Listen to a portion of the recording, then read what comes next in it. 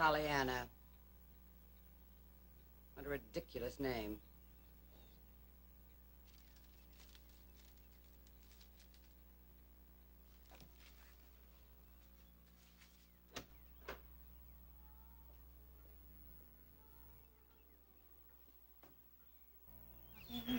Nancy. Yes, ma'am. Nancy, when I'm speaking to you, I expect you to stop whatever you're doing and listen to what I have to say. Yes, ma'am. I was only keeping on with my work because you specially told me this morning to hurry with my dishes. I didn't ask for explanations, Nancy. I asked for your attention. Yes, ma'am. After your morning's work is done, I want you to clear away the little room in the attic. Make up the little cot bed. Sweep the room. Clean it, of course, after you clear away the trunks and boxes. And where shall I put the things, please, that I take out? In the front attic, Nancy. Timothy will help you with the things that are heavy. I suppose I may as well tell you now. My niece, Miss Pollyanna Whittier, is coming here to live with me. She is 11 years old, and she will sleep in that room.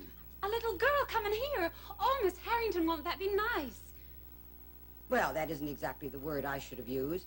However, I intend to make the best of it. I hope I know my duty. Of course, ma'am. It was only that I thought a little girl here might brighten things up for you. Well, thank you, Nancy.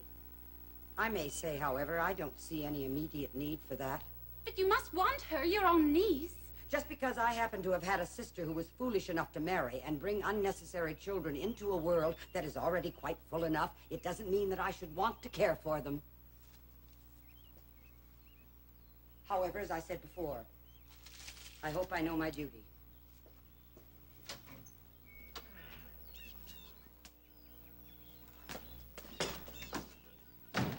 Mr. Tom! Did you know? What? There's a little girl coming here to live with Miss Polly. What? A little girl to live with Miss Polly. Oh, you're joking. You'll be telling me the sun's gonna set in the east tomorrow. But it's true. She told me so herself. It's her niece. A niece? I wonder. Happens to be Miss Jenny's little girl. There weren't none of the rest of them married. Miss Jenny? The old master's eldest daughter. Angel out of heaven she was. She was 20 when she married and went away from here. Married a young minister and went out west. Real poor the young fellow was. The family couldn't abide him. Because he was poor. Miss Jenny could have had her pick among the rich families round about, but she followed her heart, that was long years ago. Poor Miss Jenny. Her babies all died, I heard, except the last one. And then Miss Jenny and the birth of her. That must be the one that's coming. She's 11 years old. She would be. Why is she coming here? I don't know. Miss Polly didn't say. She just said she was coming to live. Poor little mite. Why'd you say that? She's going to sleep in the attic, that's why, when there's a house full of rooms to choose from. I wonder what Miss Polly will do with a child in the house. Nancy! I'm wondering what a child will do with Miss Polly in the house. Nancy! Timothy, put all these things in the old stable. Yes, ma'am. Be sure you clean the corners, Nancy. Pretty place this to put a homesick child. Clean the corners indeed. Just wish I could dig out the corners of her soul. Plenty of them need cleaning, all right. Old frozen face. She'll hear you and be up again. I don't care. Well, you ain't frozen anyway. I'm glad to see. All right, that's enough. You get on with your work, Master Timothy. Gee, it's hot in here. Where's my stable? You're right about sticking a child in there. You best shut that window before we go down. Miss Polly can't abide open windows. There's a lot Miss Polly can't abide. There's no pleasing her no-how, no matter how you try. Well, why do you stay then? I wouldn't, if it weren't for the folks at home needing the wages. But someday I should just boil over, and when I do, it'll be goodbye, Nancy.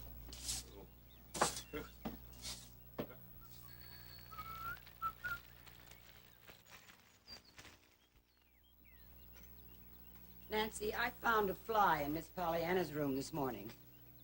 I've ordered screens for that window, but until they come, I expect you to see that the window remains closed. Yes, ma'am. My niece will arrive at 4 o'clock tomorrow. You will meet her at the station. Me, ma'am? Timothy will drive you over in the buggy. The telegram says, light hair, red check gingham dress, straw hat. It's most unsuitable. That's all the information they give. But that should be sufficient for your purpose. Yes, ma'am, but don't you think I you shall should... not go, Nancy. It is not necessary for me to go. But, ma'am, Nancy, that will be all. Thank you.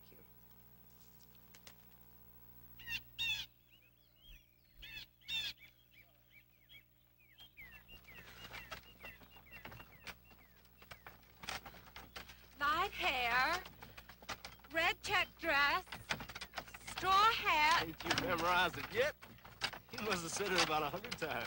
You keep interrupting, I keep forgetting. I hope for her sake Miss Pollyanna's quiet and sensible. And don't drop knives or bang doors. Well, she ain't. We'll all suffer for it. But maybe Miss Polly was a noisy kid. Golly, where's the whiskey? Go on, get up.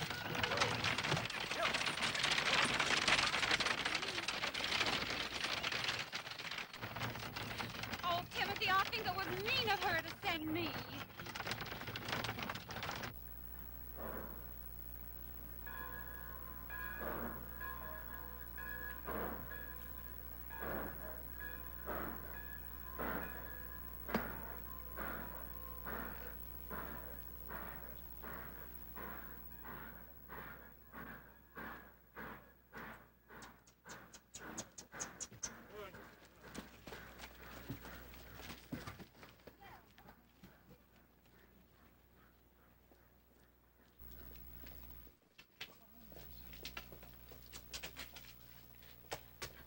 Are you Miss Pollyanna? Oh, I'm so glad to see you.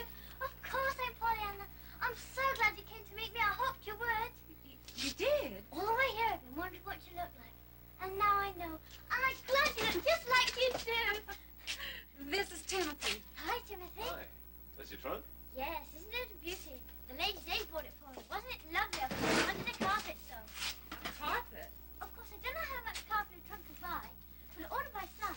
As much as half an hour, don't you think? Half an aisle. I ought to have explained before. Mrs. Gray told me to at once. Why this very gingham dress in me and why I'm not in black? She said you'd think it was queer, but there weren't any black things in the last wish we about. Only a lady's velvet evening gown, which Stephen Carr's wife said wasn't suitable for me at all. Besides, it was worn at the elbows and the bottom was all shiny as well. Part of the ladies they wanted to buy me a black dress, but the other part thought the money ought to go towards the red carpet they're trying to get for the church, you know. Mrs. White said maybe it's just well anyway. But she didn't like children in black. That is, she liked the children, but not the black parts. Oh, I'm sure it'll be all right, dear. Come on. Hey! Oh, Whee! There you are.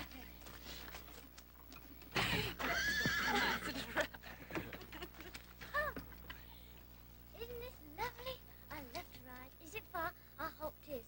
Of course, if it isn't far, I shan't mind, because I'll be glad to get there all the sooner. Yeah. Yes, dear.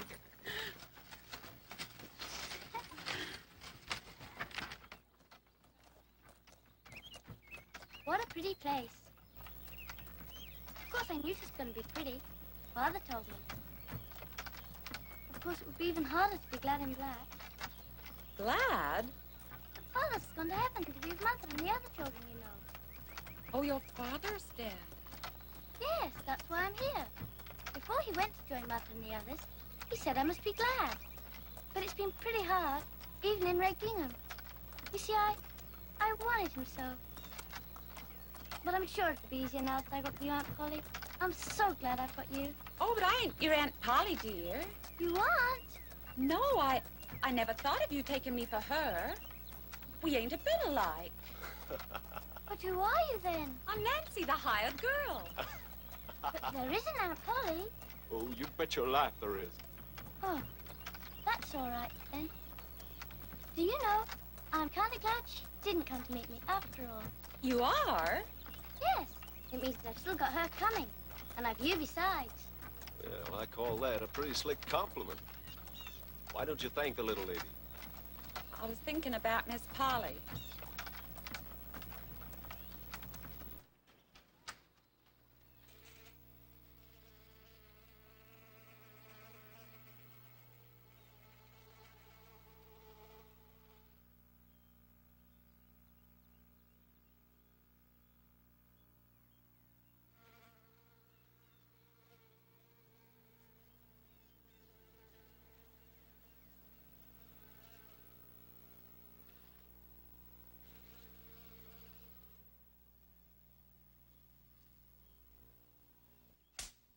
Miss Polly? Yes, what is it, Tom? If you please, ma'am, I picked these here for the little girl to put in her room.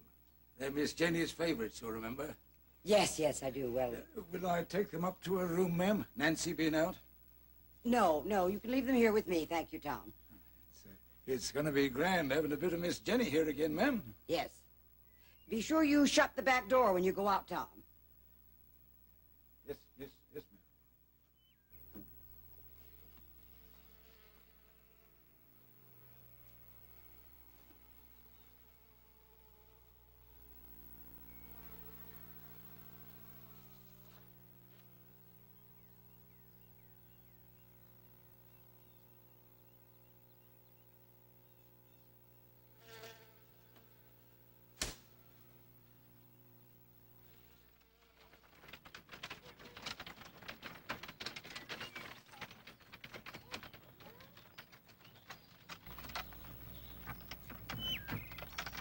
Is Aunt Polly rich?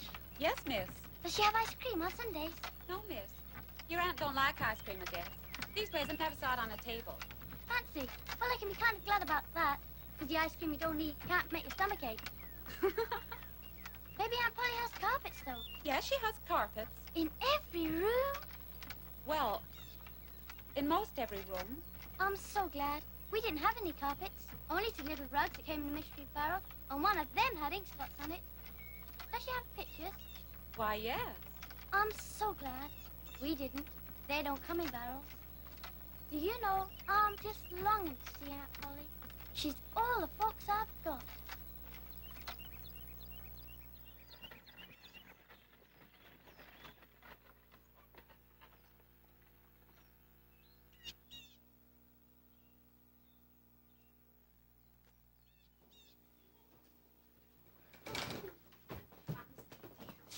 Oh, beautiful house. Thank you, Timothy. This way, dear. Oh.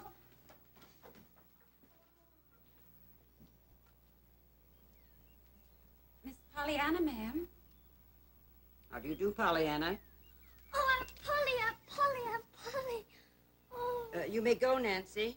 oh, Aunt Polly, all the way here in the buggy. Oh, Please, it's such a- Pollyanna, if you please be good enough to stand proper in an erect position. I haven't had a chance to see what you look like. Oh, I'm not much to look at on account of the freckles. And I ought to explain about the red gingham dress. You see, the black velvet evening gown wasn't suitable. And anyhow, Father said, it doesn't matter what you wear, it's only... Never mind what your father said. You have a trunk, I presume. Oh, yes, I have a beautiful trunk the ladies they bought me. I haven't much in, of my own, I mean. The bars haven't had much in them lately for little girls. But there's Father's books. Mrs. White said they ought to have those. You see, Father said...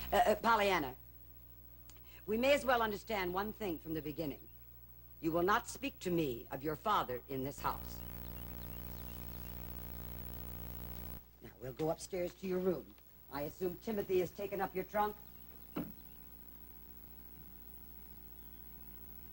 You may follow me, Pollyanna.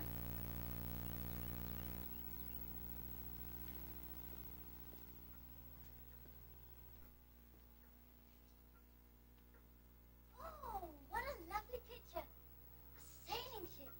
I've never seen the ocean before, you know. Why, it's a Mayflower.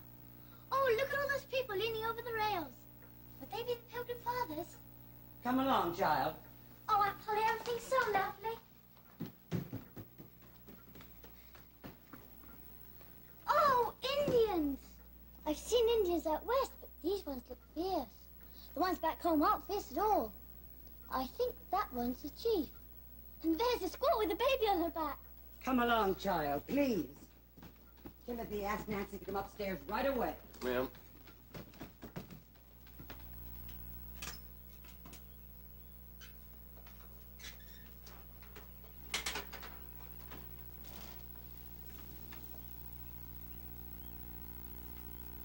Oh, Father. There, you poor lamb. I was a-fearing I'd find you like this. Oh, but I'm bad and wicked, Nancy. Awful wicked. I just can't make myself understand that God needed Father more than I did. No more he didn't either. Nancy. There, child, I didn't mean it. Right, let's get your dresses and things out of your trunk. There are not very many dresses. Then they're all the sooner unpacked. My, what a lot of books. They're father's. Are they, dear? Well, I'm sure they're very nice. Suppose you put them on the chest. I'm sure this is going to be a very nice room, even if there aren't any pictures on the walls. And I can be glad there isn't a looking glass. Glad? Why? Well, if there isn't a looking glass, then I can't see my freckles. And if I can't see my freckles, then I won't be unhappy. Well, Oh, Nancy, look! what is it? Way over there, those trees and houses, and that church bell, and that river shining like silver. Oh, there don't need to be any pictures on the walls with that to look at. Oh, I'm so glad Aunt Polly gave me this room. Oh, Nancy, what is it? Oh, it wasn't your room, was it? My room. Oh, if you ain't a little angel straight from heaven, and if some folks don't eat dirt before... My... Land's sakes, there's a bell.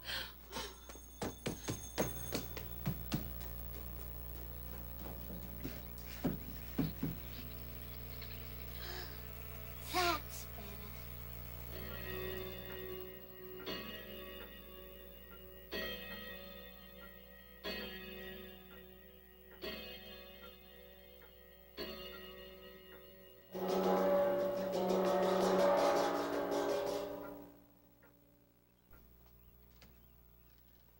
Nancy, my niece is late. Yes, I might just go and see where she... No, there's no need to call her, Nancy. I told her what time supper was. Now she'll have to suffer the consequences. Maybe she didn't hear the gong, ma'am. Of course she did. And the clock striking 6. But, ma'am, the little dear's had a terrible long journey. She maybe lay down in the bed and fell asleep. Shouldn't I go up and rouse her? No, Nancy. We will have to start as we mean to go on. She will have to learn at once to be punctual. She did. Heart of stone, that's what she's got. Well, what's up now? Sitting there wolfing her supper while that poor lamb's grieving her heart out upstairs. Grieving, is she? Either that or she's asleep. She may even be ill. She may be ill. All right, stop fussing. We'll go see. She won't let me. Says the child must learn to be punctual. All that long journey and then no supper. It's wicked. Wicked? You go on up to her. Go on. You think I dare? I ain't get no peace if you don't. Neither will I. Neither will I. All right. Well.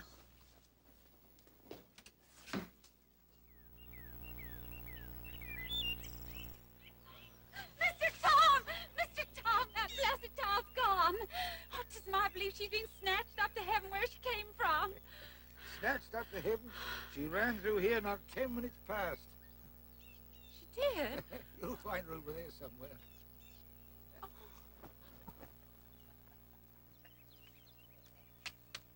Oh, I'm so glad, glad, glad to be here. Pollyanna! Oh, Pollyanna! Land's sakes, Miss Pollyanna, what a scare you gave me. Nancy, you mustn't get scared about me. Father and the ladies' ladies always used to, till they found out I came back all right. But I didn't even know you'd went. I climbed down the tree outside my window. You did what? Climbed down the tree. Oh, my stars and stockings. I'd like to know what your aunt would say to that. Well, I'll tell her then, so you can find out. Mercy, no. Oh, there's no need to tell her. Now, come on, we must hurry. But Nancy! We've got to go back and get... She's got gentlemen. Nancy! Nancy, Yes, ma'am? I've been ringing this bell for several minutes. Beg pardon, ma'am. 'Twas the pudding. The jelly had to set, you see. And then there was the decorating. It's a special pudding, ma'am. Don't you like the look of it? There was no need to make such an elaborate confection, Nancy, particularly since the preparation of it seems to have flustered you so. It was for the little girl's first evening here, ma'am. There you are, Pollyanna. Now, isn't this a disgraceful time to come downstairs to supper? I'm sorry, Aunt Polly. Truly I am. No, Pollyanna. You cannot come to meals at the proper time. You are not allowed to eat with me in the dining room. Yes, Aunt Polly. Nancy will give you bread and milk in the kitchen. But, ma'am... Nancy, take Miss Pollyanna at once to the kitchen.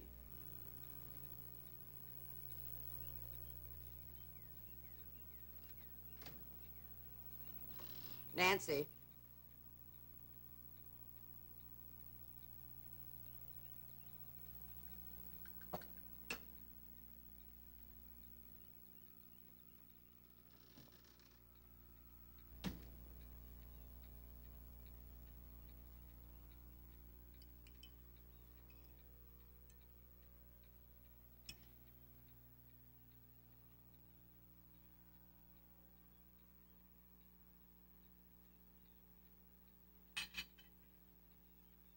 I'm real sorry about the bread and milk.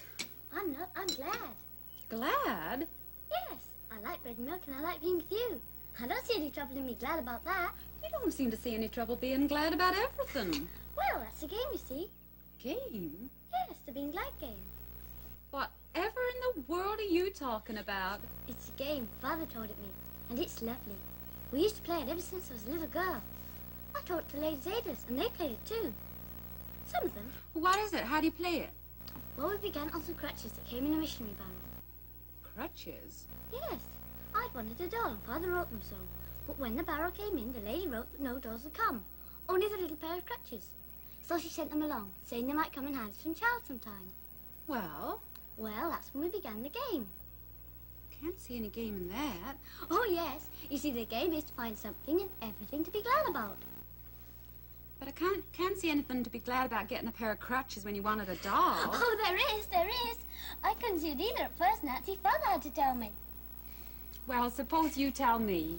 Just to be glad, you don't need them. The crutches. You see, it's easy when you know how. Well, of all the queer doings. Oh, it isn't queer, it's lovely. And the harder it is, more fun it is. Only sometimes it's almost too hard. Like when your father goes to heaven and there isn't anybody but the Ladies' Aid left. When you're put in a snippy little room right at the top of the house with nothing in it.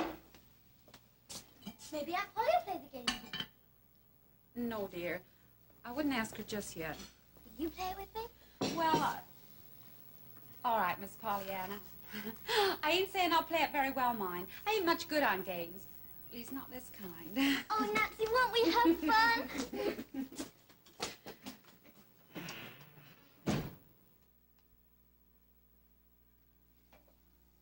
You had your supper, Pollyanna. Yes, thank you, Aunt Polly. I'm sorry I had to send you to the kitchen, but I do feel... I like bread and milk, and Nancy too. Don't feel bad about it one little bit. Who's this, Aunt Polly? Why, I believe it's you. My, you look pretty. Do you have a picture of my mother? No, not here. Was my mother pretty? Father said she was ever so pretty, the It's prettiest... time you were in bed, Pollyanna. You've had a hard day, and tomorrow we have a lot to do. Oh, what pretty flowers. Yes, they're for you. For me? Oh, thank you, Aunt Polly. My gardener picked them. They were his idea. He picked them specially for me? Oh, how kind of him. May I take them to my room? I don't really approve of flowers in bedrooms, but I suppose I could allow it just this once. Oh, thank you, Aunt Polly. Now take this candle. Be careful how you hold it. Now off you go to bed. Breakfast is at 7:30. Kindly see that you are on time for that. I can't give you a big hug, but if you bend down, I can kiss you.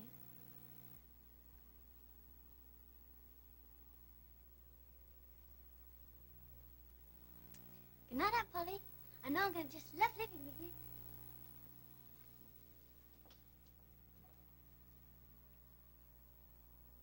What an extraordinary child. And God bless Aunt Polly.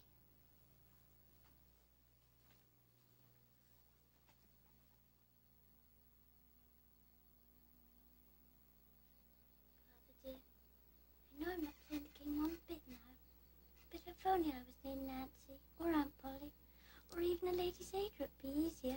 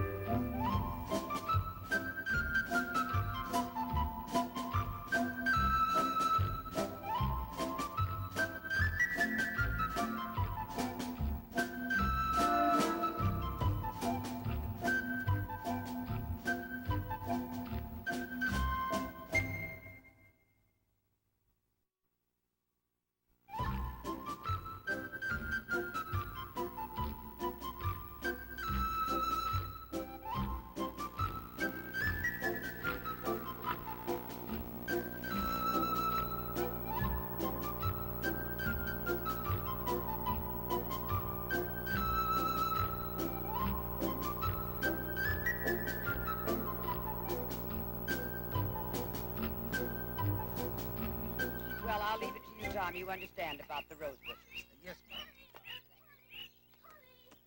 I reckon I'm glad to be alone this morning. Pollyanna, is this the usual way that you say good morning? No, only when I love folks, then I just can't help it. I saw you from my window and got to thinking how you weren't a lady's aider, but my real true aunt. And I had to come down and hug you. You'll finish the roses this morning, Tom. Yes, ma'am. Don't be late for breakfast, Pollyanna, will you? I won't. Do you always work in the garden, Mr. Tom? Yes, miss. For nigh on 40 years. You're so like your mother, little miss. I used to know her when she was even littler than you. Oh, you knew my mother? Oh, please tell me about her. That gong means breakfast. Best please your aunt by going in. We'll have that talk by and by. You count on it, we will. You won't forget? I won't.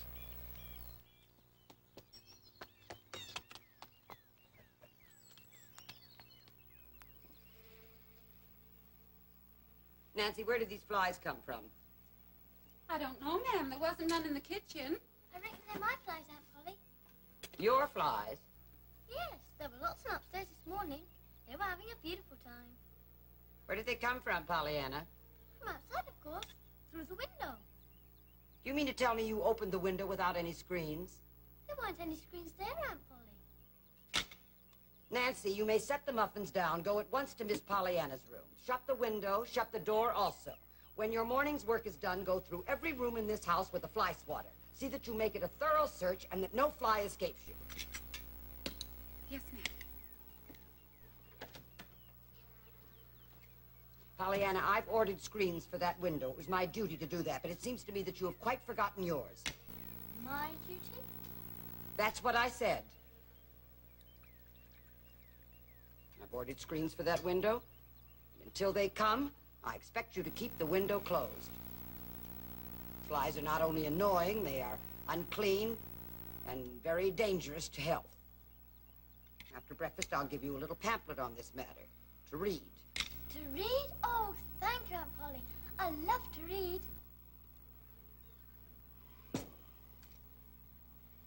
The proboscis terminates in a sucker through which fluid substances can be drawn up.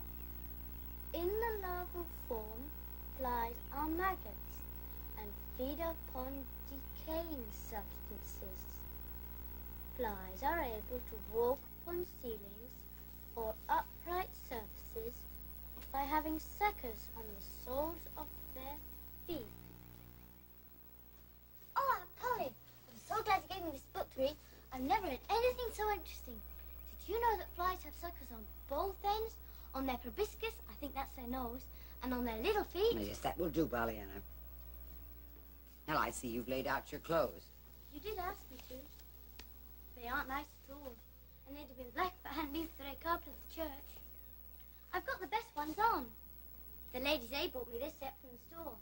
Mrs. Jones, she's the president, said I'd have at least one new set if she had to clatter down bare boards on for the rest of her days. Well, there'll be no difficulty about that any longer. Not one of these garments is fit for you to wear.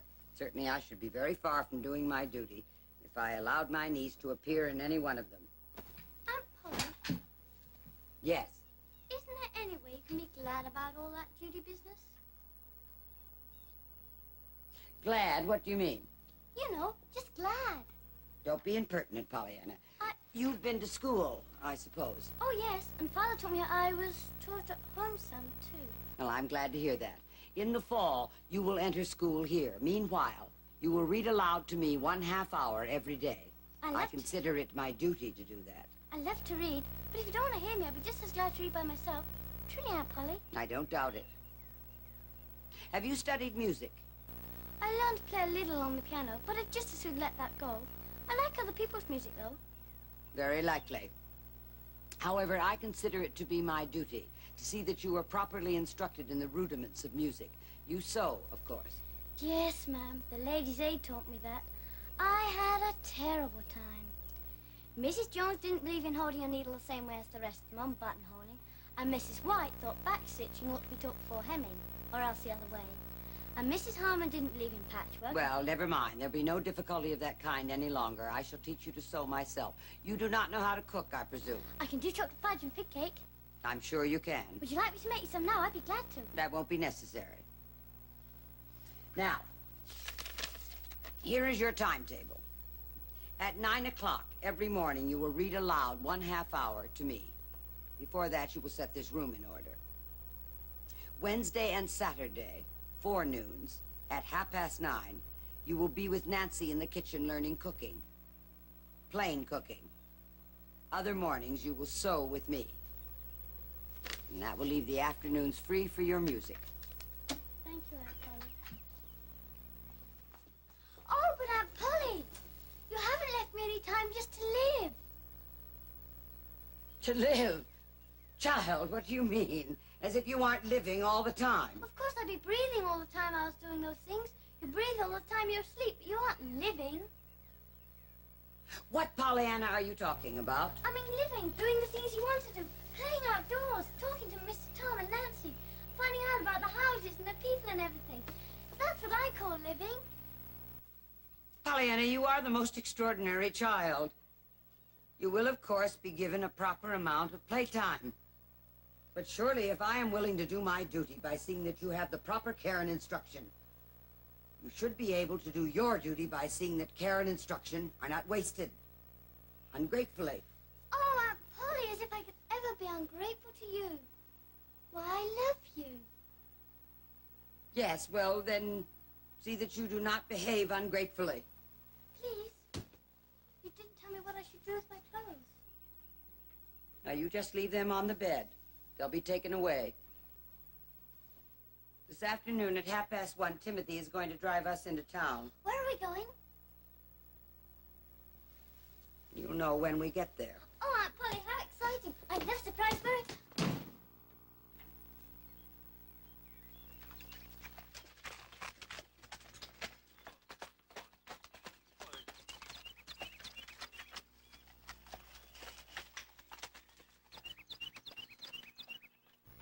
I'm glad you didn't tell me where we were going, Aunt Polly. Now it'll be a surprise. I just love surprises, don't you? Depends on the surprises, I suppose. Oh, but this is sure to be a lovely surprise, because you're so good to me. You could never think of making a nasty surprise happen. Why, just riding into town is such a treat. And when we get there...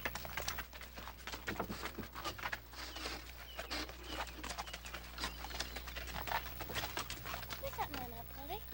Nobody we know. He turned his back on us. Turn around and face front, Pollyanna. You see, when you haven't had anything but what comes and miss me about, it's perfectly lovely just to walk in and buy stuff that's brand new and doesn't have to be tucked up or let down because it doesn't fit. I've never had patch with frills on before. Aren't they pretty? It's a pity you've got to wear something on top of them. Oh, you do have a perfectly lovely store, sir. It's quite the grandest I've ever been in. Oh, don't you just love to come in here and look around, Aunt Polly? Oh, look. Oh, what a beautiful hat. Oh, please try it on, Aunt Polly. You look so pretty in that. Put that back on the stand, Pollyanna. Oh, you wouldn't mind, sir, would you? Not at all, Missy. Madam would like a mirror. Missy. Put it back on the stand at once, Pollyanna. Oh, I know what it is. You spent all your money on me. Oh, I do wish I had some money to buy something for you.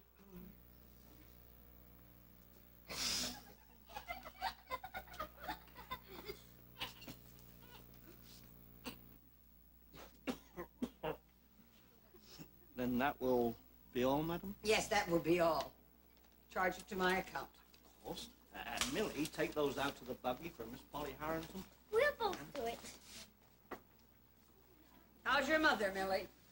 Much as usual, thank you, ma'am. Come along, Pollyanna. Good day. Goodbye, sir. Miss. Thanks for your kind attention. Goodbye. The right gingham's quite pretty, but it's too small for you, Nancy.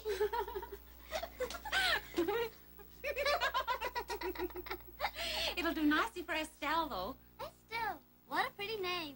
Yeah, Yes, all my family have lovely names. Algernon, Florabelle, Estelle. But I'm just Nancy. I hate Nancy. But I love Nancy. Nancy's you. I guess you could learn to love Clarissa Maybelle just as well. I think that's a lovely name. Anyway, you can be glad you're not called Hepzibah. Hepzibah? Yes, that was Mrs. White's name. And her husband used to call her Hep, because she didn't like it. She said every time he called her Hep, Hep, she felt so the next minute he was going to yell hurrah. Hep, hep, hurrah! Hep, hep, hurrah! Hep, hep, hurrah! Hep, hep, hurrah! Hep, hep, hurrah! Now! Betsy! What is the meaning of this disgraceful noise? I'm sorry, ma'am. There's a fly in the drawing room. See that it is destroyed. She didn't care where she went, Miss Jenny didn't. She'd always come and tell me about her goings-on. Real close we were, me and Miss Jenny. Know my boy, Timothy? Is he your boy? My youngest. Well, he found school learning hard. Couldn't seem to learn reading and writing like the rest of them. So, you know what Miss Jenny did? Come down and learned him herself. I can see her now, sitting under the lamp in our front parlor, spelling out the words for young Timothy, night after night. And did he learn? Sure he did. She could always draw the best out of folks. Miss Jenny could. I'm glad my mother did that. Mr. Tom, why do you stay bending down all the time? It's my back. It's got bent like this, and now I can't straighten it. Does it hurt? Oh, don't hurt. It's just awkward. But I'll tell you what, it means you're closer to the ground that you're weeding, and you can be glad about that. Well, you don't have to keep stooping down all the time, because you're there already. That's a queer way of looking at things. It isn't queer, it's lovely, and I'll tell you all about it tomorrow.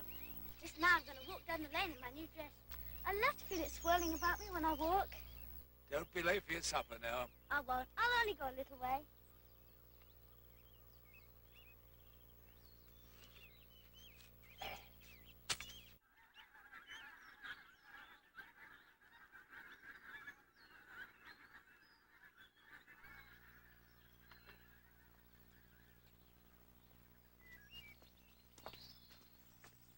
How do you do, sir? Isn't it a nice day?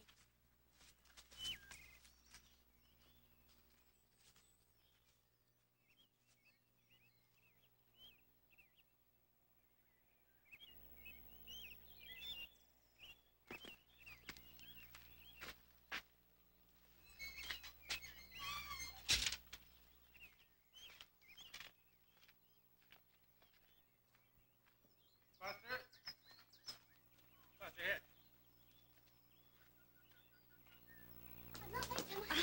Not tonight, you ain't. You've a good half hour.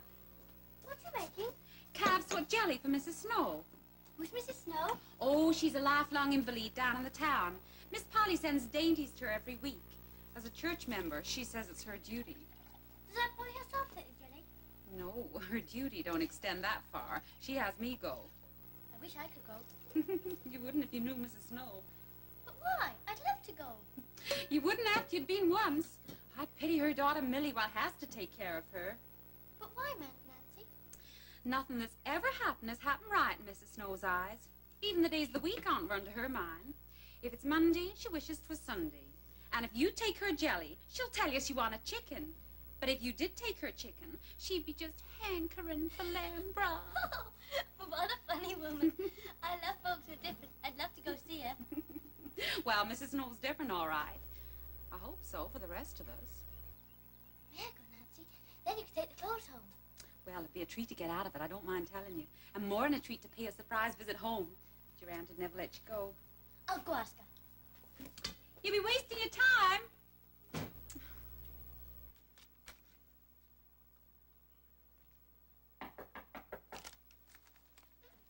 That you, Nancy? It ain't Nancy today, Ma. It's not Mrs. Snow. Aunt Polly hopes you're comfortable, and she sent you some Carlsfoot jelly. Oh, jelly. Oh, I'm most grateful, of course, but I was hoping it might be lamb broth today. Why? I thought it was chicken you wanted when folks sent you jelly. What? Nancy said it was chicken you wanted when we sent you jelly, and lamb you wanted when we sent you chicken. Maybe it was the other way round and Nancy forgot. Well, Miss Impertinence. Oh, no, that isn't my name, and I'm glad it isn't. That would be worse than Hepzibah. Who are you? I'm Pollyanna Whittier, Miss Polly Haggerty's. I've come to live with her. That's why I'm here with the jelly this morning. Oh, your aunt's very kind, of course. But my appetite's not good this morning, and that's why I was hoping for the lamb. I missed my nap this morning. Nellie Higgins next door started piano lessons, and her practicing drives me wild. All morning long she was banging away at the piano every minute, and I'm sure I don't know what I shall do. I know, it's awful. Mrs. White, she was one of my ladies' aiders. She had someone practicing the violin, and she had rheumatics too at the same time, so she couldn't thrash around. She said it would have been easier if she could. Can you? Can I what? Thrash around, move, you know, so as you can change your position when the music gets too hard to stand. Well, I can move in bed. Well, you can be glad about that then, can't you? Glad? If you ain't an amazing young'un. Look, go to that window and draw the curtain. I want to see what you look like. You can't thrash around when you've got rheumatics, so you wanted something awful, Mrs. White says. She reckons she'd have gone crazy if it hadn't been for Mr. White's sister's ears. Mr. White's sister's ears? Well, she was deaf, awful deaf, Mr. White's sister was, and she came to help take care of Mrs. White in the house. Well, they had such an awful time trying to make her understand anything that every time the music started, Mrs. White felt glad she could hear it, because she couldn't help thinking how awful it must be if she couldn't hear anything like her sister. Then, oh, they didn't tell me you were so pretty. Pretty? Me? Why, yes, didn't you know it? No, I did not. But your hair's so dark and curly, and your eyes are so large, and you've got 2 little red spots in your cheeks. Why, Mrs. Snow, you are pretty. And I should think you know it when you looks in the glass. Well, I ain't done much prinking before the mirror for the last 15 years. And you wouldn't if you had to lie here like I do. Why, of course not. But wait, let me show you. No. I reckon I'd just like to fix your hair a little before I let you see it. May I, please? Yeah, I suppose so, if you want to. It won't stay Have you a comb? in there. Oh, I love to fix people's hair. Especially when it's so pretty. Well, I'll take it easy. Don't pull. Yes, that's it. There now. Just a moment.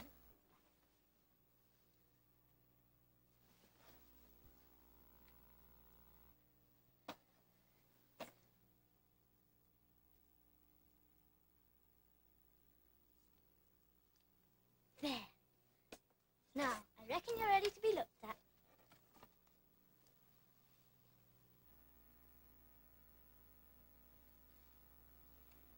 I like red pinks instead of pink ones. Oh, I just love your hair all fluffed out like that. Don't you? I know it won't stay. Not with me thrashing about on the pillow as I do. I'm glad, because then I can fix it again.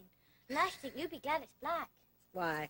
Oh, because black hair shows up so much nicer on the pillow than yellow hair like mine does. I never did set much store by black hair. Shows gray too soon. Oh, but I love black hair. And I'd be glad if only I had it. Well, you wouldn't. Not if you were me, you wouldn't. And you wouldn't be glad for black or anything, black hair or anything else. Not if you had to lie here all day as I do. I suppose it would be kind of hard to do it then. What would? Be glad about things. Be glad about things if you stick in bed all your days? It would be hard then. Hard? I should say it is.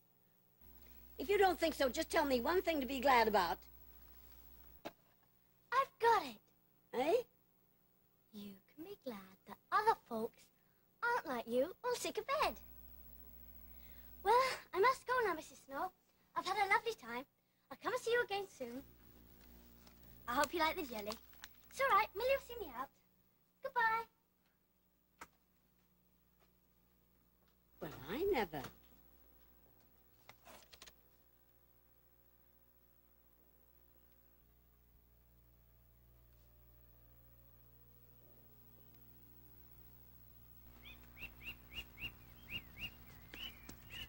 morning, sir.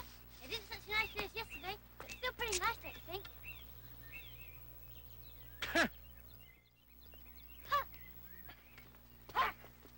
Why shouldn't the curtain be open? No reason at all, Mother. I was just remarking on it. No need for me to stay in the dark all the rest of my life just because I'm sick, is there? No, of course not. It's only... Well, you know, I've been trying to get you to have a lighted room for ages, and you wouldn't. It's that little Pollyanna, isn't it? She got round you. She's crazy. I just think someone might give me a new nightgown for a change instead of calves foot jelly.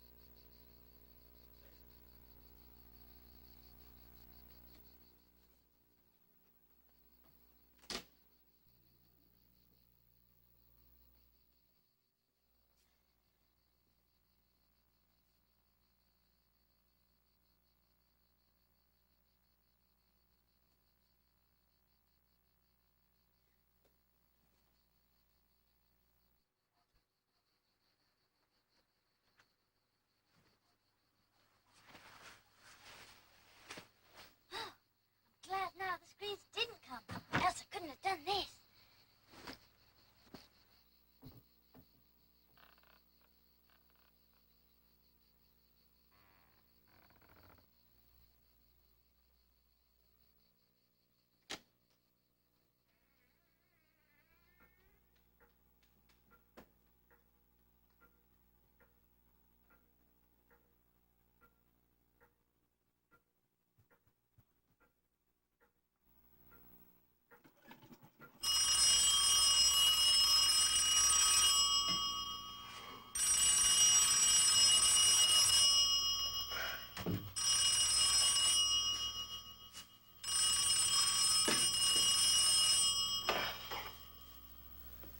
Stables?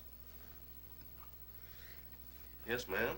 Come quickly, you and your father. There's an intruder on the roof of the sun parlor. Hurry! An intruder? Yes, ma'am. Right away.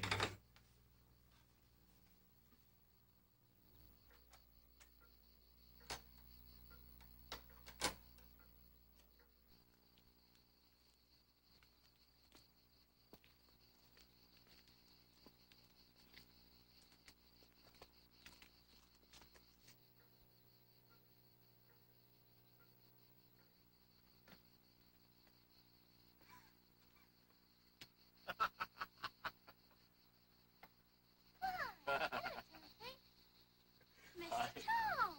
Pollyanna, what are you doing here? Don't all look so scared. I'm only here because I got so hot in there.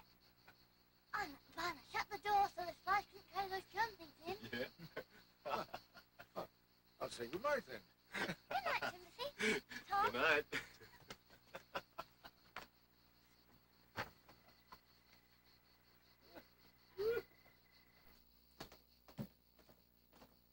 Will there be anything else, ma'am? No, thank you, Tom. You may go.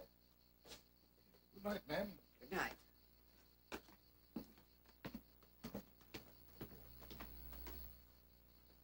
Pollyanna. Coming, Aunt Polly.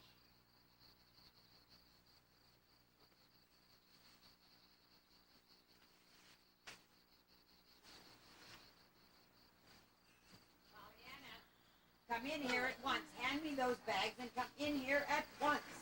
Oh, dear. It was so lovely and cool out there. Hang them up. For the rest of the night, you will sleep in my bed with me. You? In your bed? The screens will be here tomorrow. But until that time, I consider it my duty to see that I keep you where I know where you are. Oh, Aunt Polly, how perfectly lovely of you. My, I reckon I'm glad now those screens didn't come.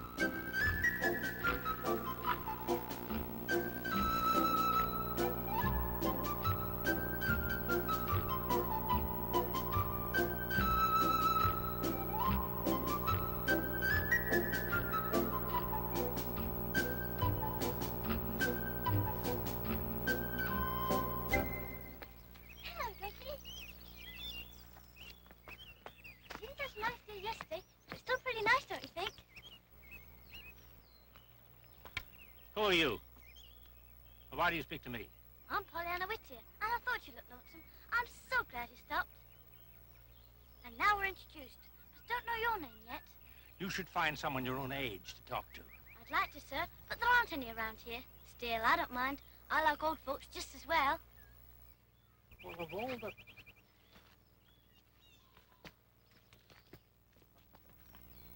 Sakes alive, child, did that man speak to you? Yes, he did. Goodness gracious, Miss Pollyanna, do you know who he is? I reckon he forgot to tell me. You see, I did my part to introduce him, but he didn't do his. He never speaks to anyone, child. He ain't for years, unless when he has to for business and that. Who is he?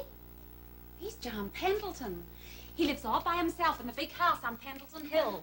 He's a real sourpuss. He won't have anyone in to cook for him. Comes down to the hotel for his meals 3 times a day. I know Sally Miner, who serves him there. She says he hardly even opens his mouth, even to tell her what he wants. She has to guess it more than half the time. Only it would be something cheap. She knows that without telling. I know. You have to look for cheap things when you're poor. Poor? Father and I took meals out a lot. We had beans and fish balls most generally. We used to say how glad we were we liked beans. Especially when there were all sorts of other lovely things on the menu. Like roast turkey. That was 60 cents. Does Mr. Pendleton like beans?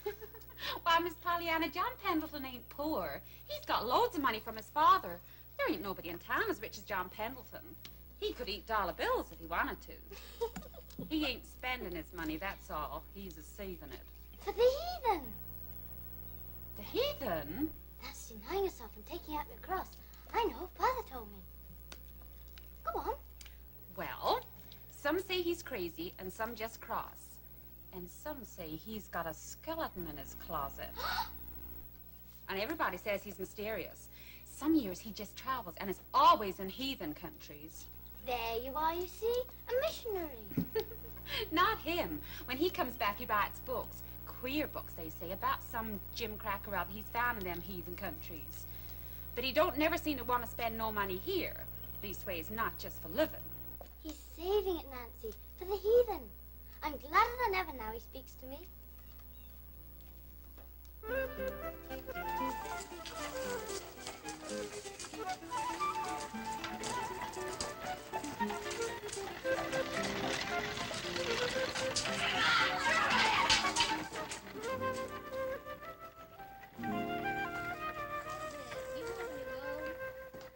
Hey, I leave that dog alone.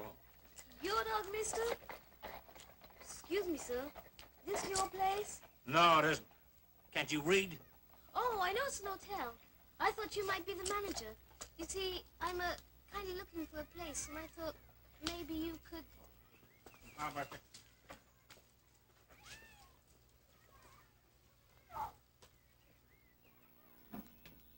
Timothy's fixing the screens in Miss Pollyanna's room, ma'am.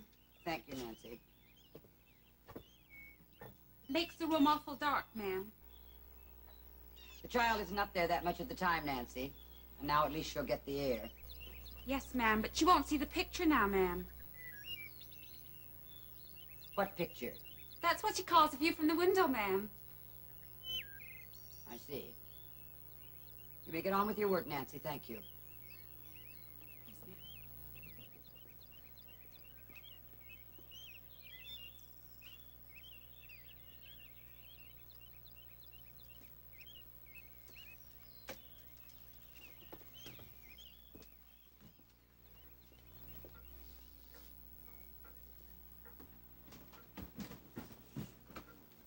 Pardon me, ma'am.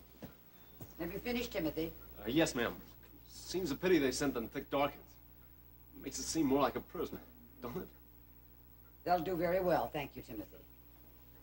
Yes, ma'am.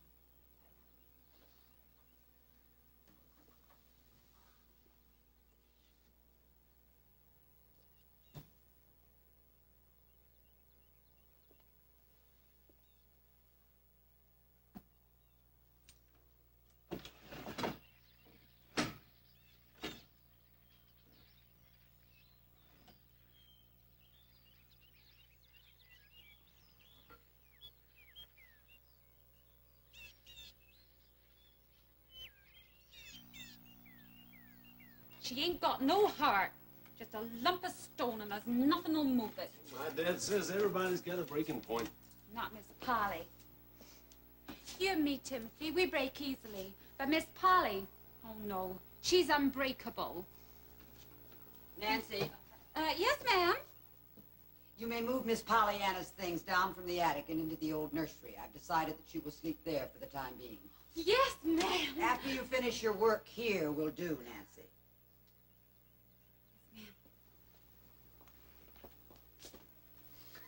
Unbreakable? She's a man after all. Timothy, Yes, ma'am. you have work to do, don't you, Timothy? Yes, ma'am.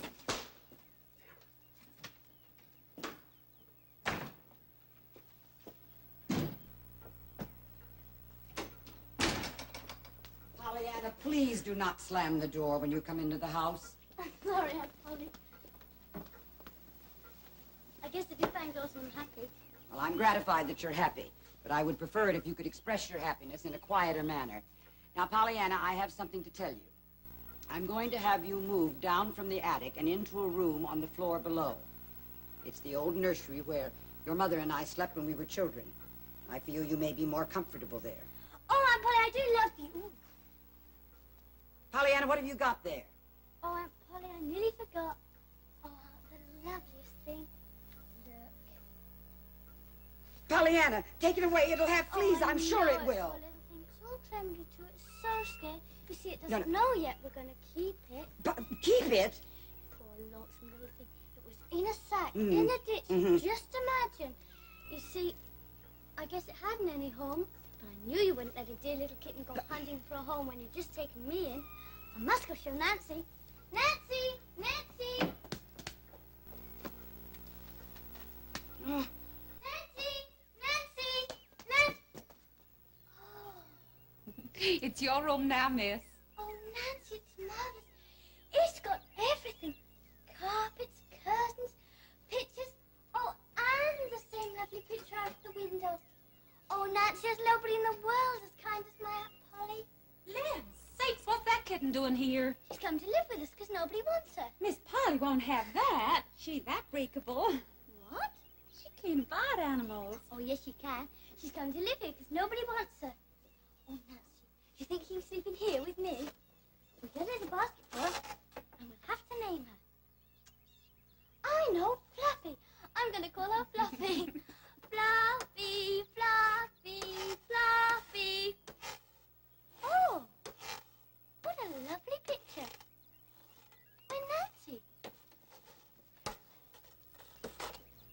That little girl, she looks just like me. She does, miss. I guess that must be your mother when she was your age. Yes. I've never seen a picture of my mother before.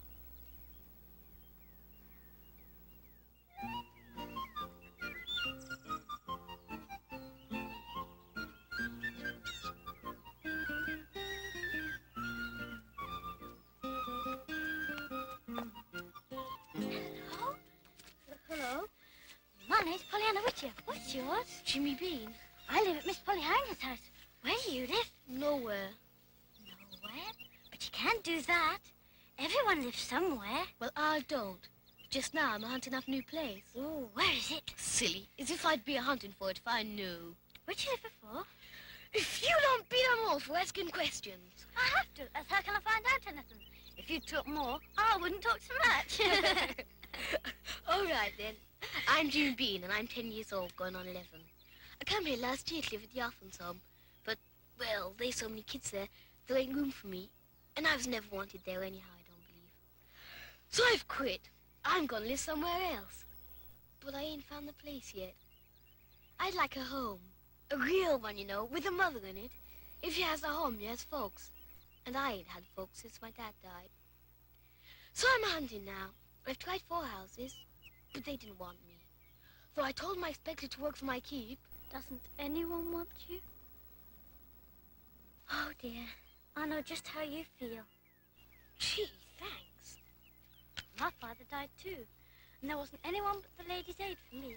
Until Aunt Polly said, I know just the place for you. You do? Aunt Polly will take you. I know she will. Did she take me? I'm Fluffy and she's just a kitten. Come on. Honest Indian? Honest Indian. You don't know how good come out Polly is. I'd work, you know. I'm real strong. And there's rooms, heaps of them. It's an awful big house. Come on. Maybe you'll have to sleep in the attic. I did at first, but there's screens in now and it won't be so hot. And if the guys can't get in either, Yes, I do have a headache. I think it would be wise if I stayed in and rested. Yes, it's been rather a hectic morning. Oh, I understand, Polly. Yes, I will. I'll explain your absence to the other ladies when they arrive.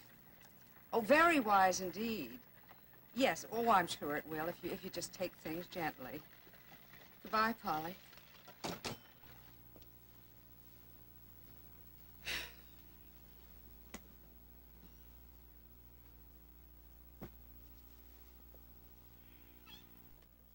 No! Polly, I've got these nice and fluffy for you to bring up. A real live boy. He won't mind a bit sleeping in the attic, and he says he'll work, but I should need him most of the time to play with, I reckon. Pollyanna, who is this dirty little boy? Jimmy Bean. What is he doing here? He's for you. For me? He wants a home and folks, so I brought him here. Pollyanna, this is the most absurd thing you've done yet. Bringing a flea-bitten kitten into the house was bad enough, but now a dirty little beggar boy off the streets, it's really too much. I ain't no beggar, Mom, and I don't want nothing of you. I was calculating to work for my keep. I wouldn't have come to your old house anyhow if this here girl hadn't made me tell me how you was so good and kind and how you'd be just dying to take me in. So there! Oh, I'm Polly. I think you'd be glad to have him. I'm sure I should think you'd be glad to... Oh, Pollyanna, will you stop with that everlasting word, glad? Glad, glad, glad from morning till night. Why, Polly, I think you'd be glad to have me, glad. Oh, dear. What's the matter with you? I suppose you're glad about something, too. Jimmy Bean, Jimmy. I want you to know how sorry I am. Sorry, nothing. I ain't blaming you, but I ain't no beggar. Of course you are. You mustn't blame Aunt Polly. Probably I didn't do the interview tonight. She is good and kind, really. Huh. I do wish I could find some place for you. Never mind. I guess I can find one myself. I ain't no beggar. Say, I'll tell you what I will do. The ladies' aid meets this afternoon. I heard Aunt Polly say so. So what? I'll lay your cases for them. That's what Father always did when he wanted anything. Educating the heathen, new carpets, you know. Well, I ain't a heathen or a new carpet. Anyway, what is a lady's aid? Why, Jimmy Bean, wherever have you been brought up not to know what a lady's aid is? Oh, right then, if you ain't telling. Just a lot of ladies that meet and sew and give supper and raise money and talk. That's what a lady's aid is, and they're most awfully kind. Leastways mine back home was. I haven't met this one here, but they're always good, I reckon. I'm going to tell them about you this afternoon. Not much, you will. You think I'm going to stand around and hear a whole lot of women call me a beggar? Not much. But you wouldn't be there. I'd go along and tell them. You would? Yes, and I'd tell it better this time. There'll be someone I'm sure who'll be glad to give you a home. I'd work. Don't forget to say that. Of course not. Then I'll let you know tomorrow. Where? Where I found you today, by the farm. All right, I'll be there. Where would you go for tonight? I guess I'll have to go back to the orphan home. Just for tonight, mind. Will they take you? I slipped out this morning and didn't tell them I wasn't coming back. Else they might have tried to stop me, see? Though they won't do no worrying when I don't show up one day. They ain't like folks, you know. I know. They don't care. I know. But I'm sure when I see you tomorrow, I'll have a real home with folks in it that do care, all ready for you.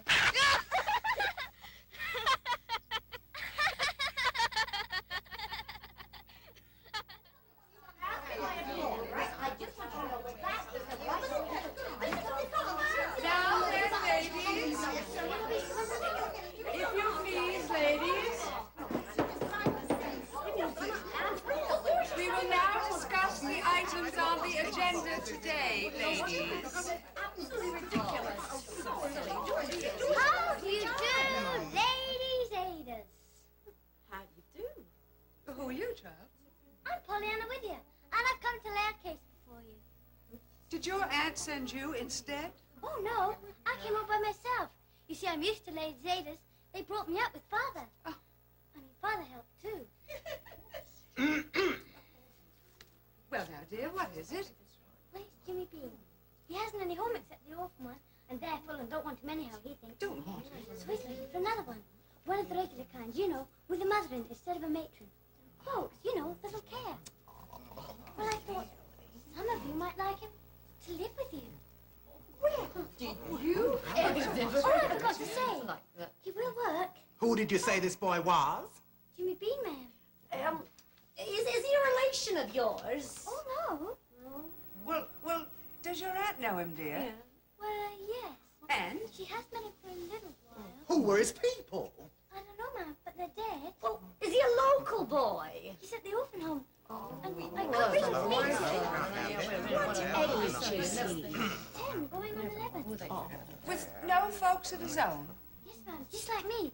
Till I found out Polly. Yeah, well, Well, now, ladies, what aid do you think we can give this little boy?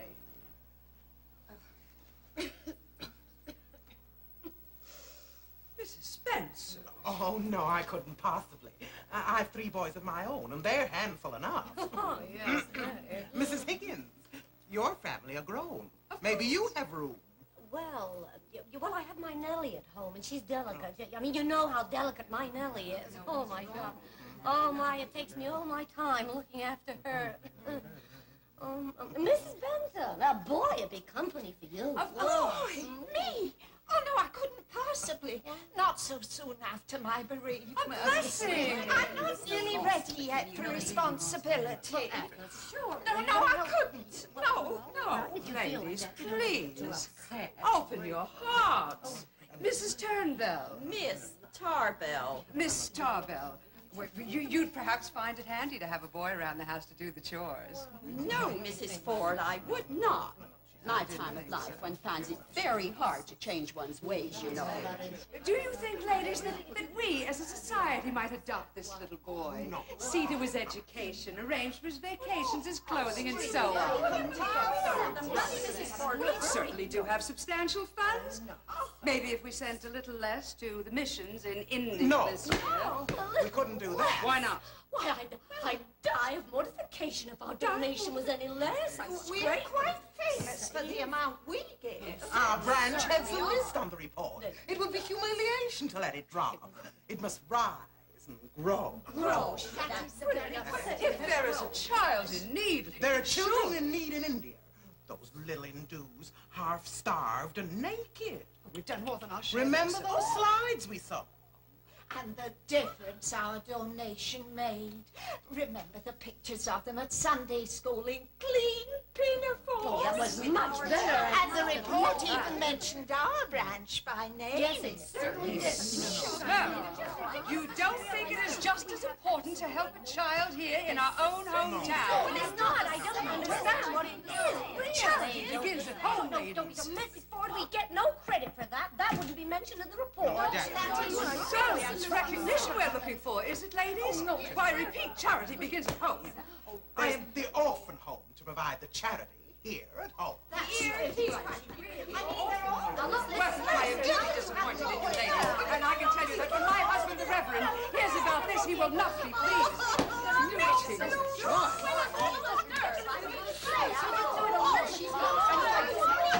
They said they had to send the money to the children in India, and there wasn't any left for home children. Not that it isn't good, of course, to send the money to the heathen, and I'm glad they sent some. But they shouldn't act as though children here weren't of any account. I'm sorry, Jimmy.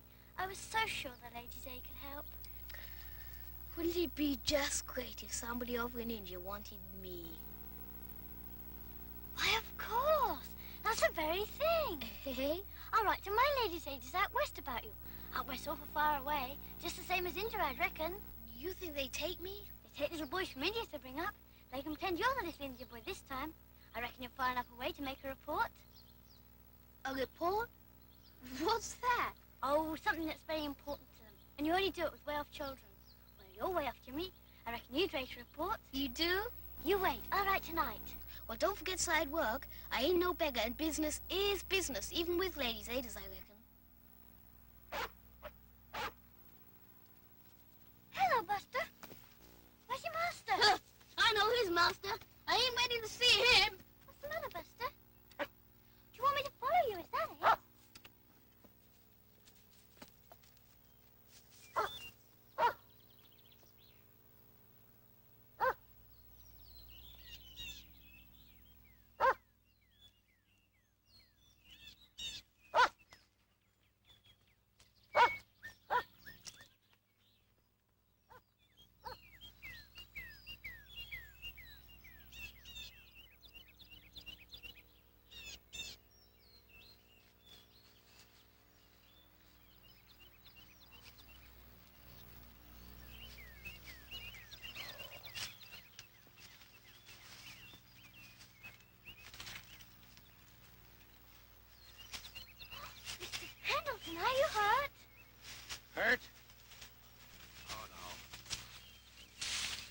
fine, Pa. I'm just taking a little siesta in the sunshine. Look, how much do you know? I mean, what can you do? Do you have any sense? Well, sir, I can't do so very much, and I don't know so very much, but some people have said I got real good sense. I beg your pardon. I'm sure, child. It's this confounded leg of mine. Now listen. Down that path, about 5 minutes walk, is my house. Now this key will let you in at the... All right? Now, when you get in the house, go right across the hall to a door at the other end. Now, on a desk in the middle of the room, you'll see a telephone. You know how to use telephone. Oh, yes, sir. Why, once when Aunt Polly... Never mind about Aunt Polly right now. Now, hunt up Dr. Chilton's number on a card which you'll find there somewhere. It should be hanging... Oh! It should be hanging somewhere there in a hook. But it probably won't be. You know a telephone card when you see one, I suppose? Oh, yes, sir. I want... Look, ring Dr. Chilton and tell him that John Pendleton is below a Little Eagle ledge in Pendleton Woods with a broken leg. A broken leg? Mr. Pendleton, how perfectly awful. But Look, will you stop talking and go and do as I ask? Go on.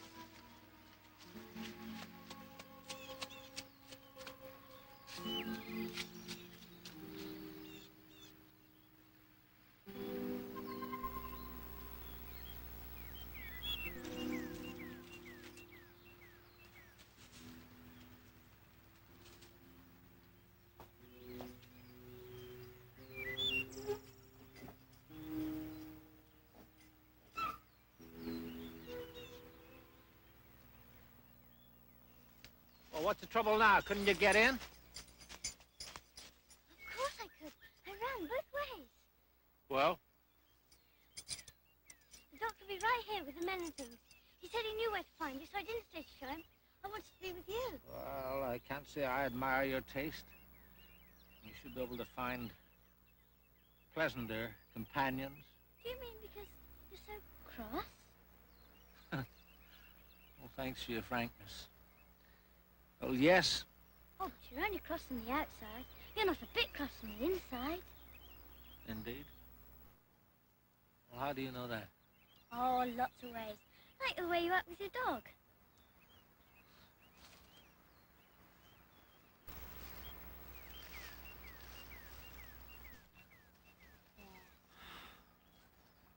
Oh. Oh, that's better. Oh, when will that doctor come? Will he never be here?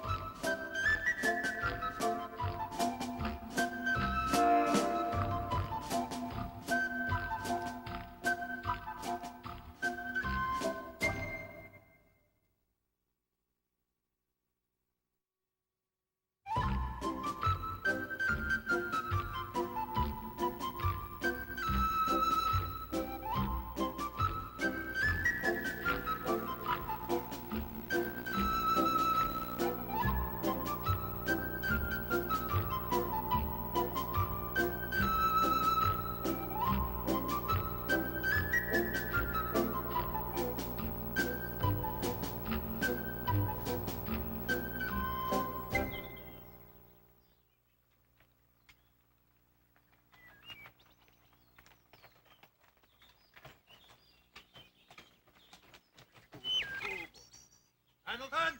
Here! Where are you? Here!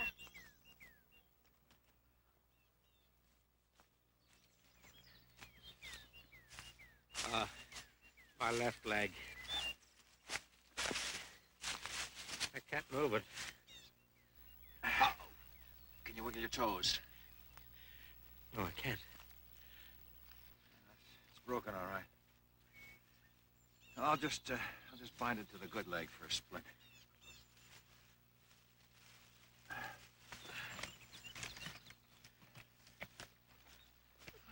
Well, little lady, playing nurse, huh? Oh, no, sir. I haven't given him any medicine, but I'm glad I was here. So am I. Where's the stretcher? It'll be along shortly with the bears. So you don't look upon yourself as a nurse, huh? Oh, no, sir. I'm not old enough. You've done pretty well with another patient of mine, Oh? Who do you mean, sir? Mrs. Snow. You mean she's well again? She's better than she's been for years. And her daughter says it's all on account of Miss Pollyanna. Oh, I am glad. Look, will you two stop gossiping? Please get me home. It'll soon be better, Mr. Pendleton. I know it will.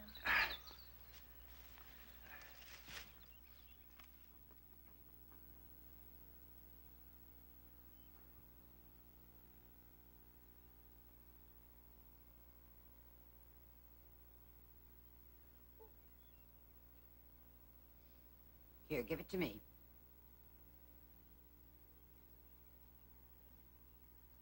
Polly, Yes. would you mind very much if I took Mrs. Snow's cowslip jelly to someone else this week?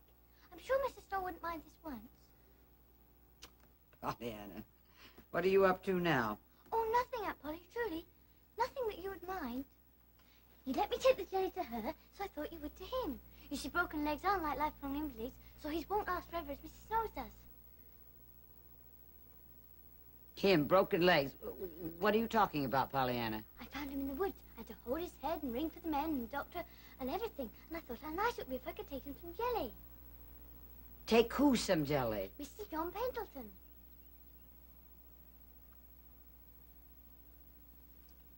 Mr. John Pendleton? Yes, Nancy told me his name. Maybe you know him. Do you know him? Oh, yes. He always speaks to me now. He's only across outside, you know. May I take the jelly? No, I would prefer that Mrs. Snow has the jelly as usual. Oh, but Aunt Polly... I am not going to send any calf's foot jelly to Mr. John Pendleton, Pollyanna. I guess you don't like him because he seems so cross. But I needn't say you sent. I'd say it was for me.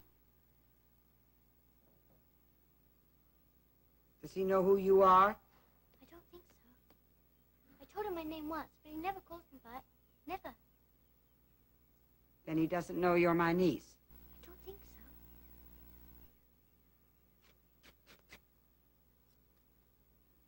Very well, Pollyanna. You may take the calf's foot jelly to Mr. Pendleton as your own gift. But understand that I do not send it, and make very sure that he does not think that I do. Oh, Aunt Polly, I do love you.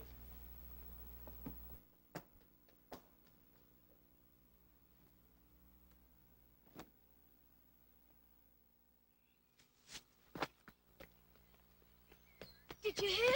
Hear what? From the ladies, of course. The ones out west. Not yet, Jimmy. It's an awful long way, you know. And the letter has to go on the train. It'll be days, maybe a week or more. I'm not going to stay at the orphan home much longer. I can tell you that. I've all but quit already. You have?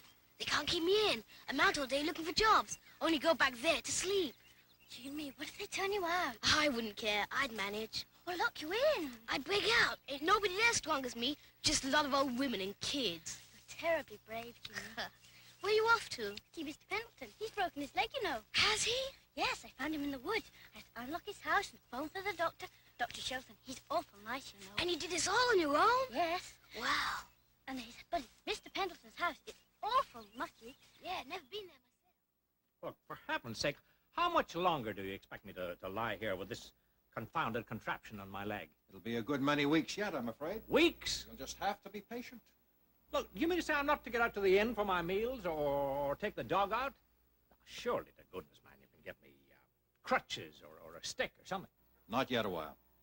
You must keep that leg absolutely still. Mrs. Bates will stay here and get your meals, and I dare say she'll even walk Buster for you every once in a while, if you ask her politely. Oh, that confounded woman. In and out with her dusters and her mops and her infernal chatter. Yeah? No. I've told her to let no one in. She better do as I say. I brought some custard jelly for Mr. Pendleton. Oh, thank you. Who shall I say brought it? Did I hear you say calf's foot jelly, Pollyanna? Yes, sir. Oh, that'll be fine. Maybe you would like to see our patient, huh? Oh, yes, please. Oh, but Doctor, he gave orders not to admit anyone. Well, I'm giving the orders now, Mrs. Bates. And you'll take the risk, too, will you? I will. This little girl's better than a bottle of tonic. You take her in and come back. I want a word with you. What is it now? There's a girl here with some jelly, and the doctor said I was to bring her in. Didn't I say it? Hello. Oh, it's you. I brought some custard jelly. I hope you like it. Hey? Custard jelly. I hope you like it. Oh, well, I never ate the stuff. Then you can't know if you don't like it, can you? Now, Yes. Well, the one thing that I do know is that I'm tied to this bed and I'm liable to be here till doomsday. Oh, no. It couldn't be till doomsday when the angel Gabriel blows his trumpet. Unless, of course, it comes quicker than we think it will. I know, of course, the Bible says it may come quicker than we think, but I don't think it will. That is, of course, I believe the Bible, but I don't think it will come much quicker than it would if it should come now. The medicine is working. What I mean is, legs don't last. Broken ones, they do get better. So yours won't last till doomsday. I should think you'd be glad about that. Oh, yes, I am. And you only broke one. You can be glad for them too. Yeah, well, yes. Well, looking at it from that standpoint, I suppose I might be glad I wasn't a centipede and didn't break 50. Oh, yes. That's the best one yet. I suppose you would have me glad for all the rest, the doctor and that confounded woman in the kitchen? Why, yes, sir. Think how bad it would be if you didn't have them. You expect me to say that I'm glad because of a fool woman who turns the house upside down and calls it regulating? And both of them expecting me to pay them for it, and pay them well, too. I know that part's bad. About the money, I mean. When you've been saving it all this time. Saving? Buying beans and fish balls from rather be eating turkey, but it costs 60 cents. You eat beans because they're cheap, even if you don't like them. What are you talking about? About your money, I mean. Denying yourself and saving it for the heathen. That's one of the ways I knew you won't cross inside. Nancy told me.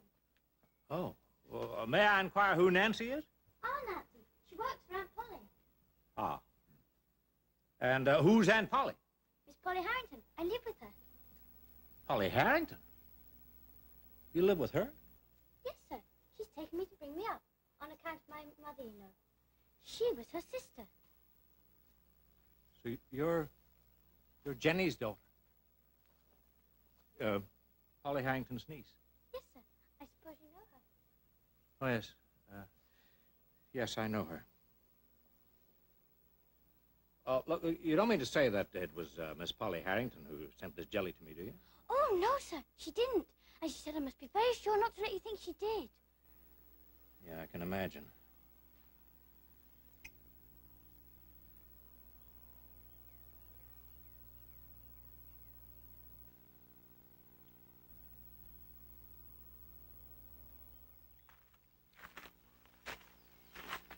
Oh, Miss Pollyanna, may I have the pleasure of driving you home? Oh, thank you, sir. I just left to ride. Well, from all I hear, there are a good number of things that you love to do. Oh, I love to do most everything. The living. I don't like the other things very well. Huh? What things are those? Oh, reading out loud, sewing. They aren't living. Oh, well, what are they then? Aunt Polly says they're learning to live. Does she? Yes, but I don't see it that way at all. I don't think you have to learn to live. I didn't anyhow. I'm afraid some of us do. Get up there, boy. Dr. Chilton? Yes? I actually think being a doctor is the very gladdest kind of business there is. Gladys? When all I see is suffering everywhere I go? Oh, but you're helping to stop it. And of course you're glad to do that. So that should make you the gladdest of any of us. Oh, he's a lovely man, Nancy. A lovely man. Who? Dr. Chilton. I don't believe you've been listening. Dr. Chilton? Oh, yes, he's real handsome. There's a lot fancy him, I can tell you. Well, I'm glad. And I told him, in my opinion, I thought his business was the very gladdest one there is. folks. It wouldn't make me glad. Miserable, more like. That's almost what he said. But there is a way to be glad. Guess what? I know. Just the opposite from what you told Mrs. Snow. Opposite? Yes, you told her she could be glad because other folks weren't sick like her, didn't you? Yes. Well, the doctor can be glad because he ain't like other folk. You know, the sick ones that he doctors. Well, yes. I suppose that is one way. But it isn't the way I said. And, well, that doesn't sound right somehow. I mean, that sounds as if he should be glad they're sick. And, oh, Nancy, you do play the game funny sometimes. And you make funny pastry. Aren't they good enough to go in the oven? Well, we'll put 'em in. Be interesting to see what they come out like.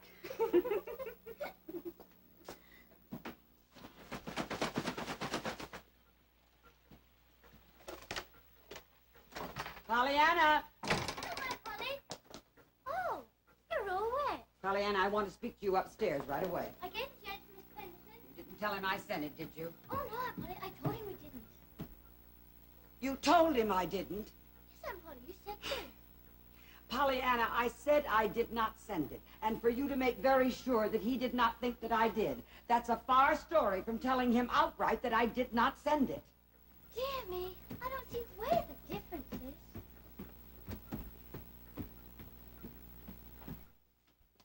Now, Pollyanna. Oh, Aunt Polly, you've got them. Got what? Oh, as I never knew could folks have them even when you don't know they've got them. Do you suppose I could? Pollyanna, what are you talking Oh, about? don't smooth mad, it's them I'm talking about. Those darling little curls. Oh, Aunt Polly, they're so pretty. Nonsense. Now, Pollyanna, I want you to tell me, why did you go to the ladies' aiders about that little beggar boy?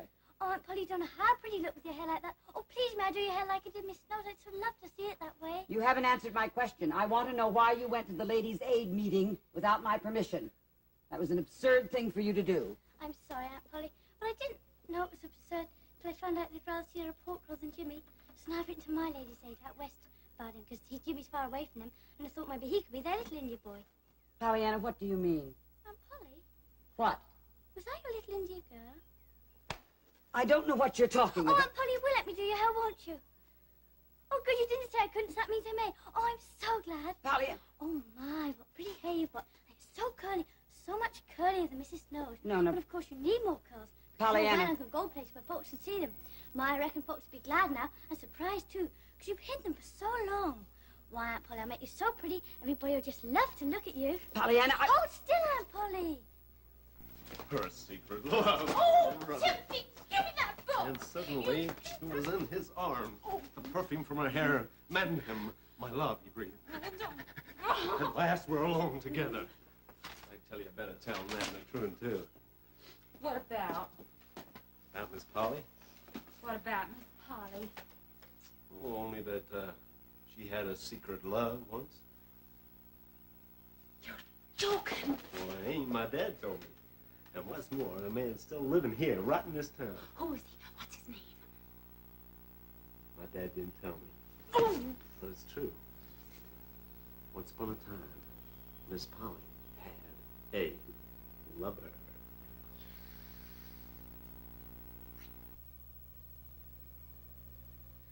Oh, Aunt Polly, you look lovely. Don't peek.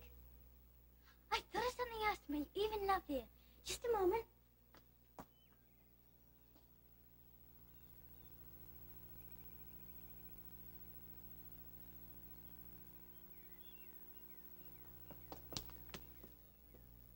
Oh. Pollyanna, what are you doing? That's what I don't want you to know. Not yet. Just a minute, and I'll have you ready.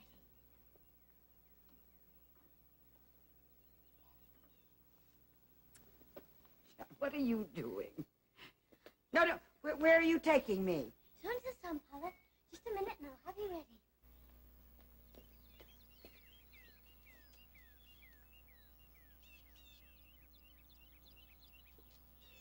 Oh. Please will you bend down, Aunt Polly?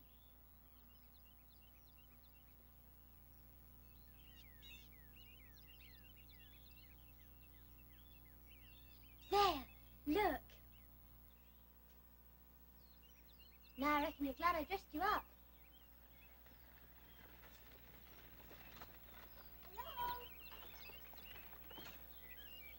that, Pollyanna? Oh, hello, Dr. Chilton.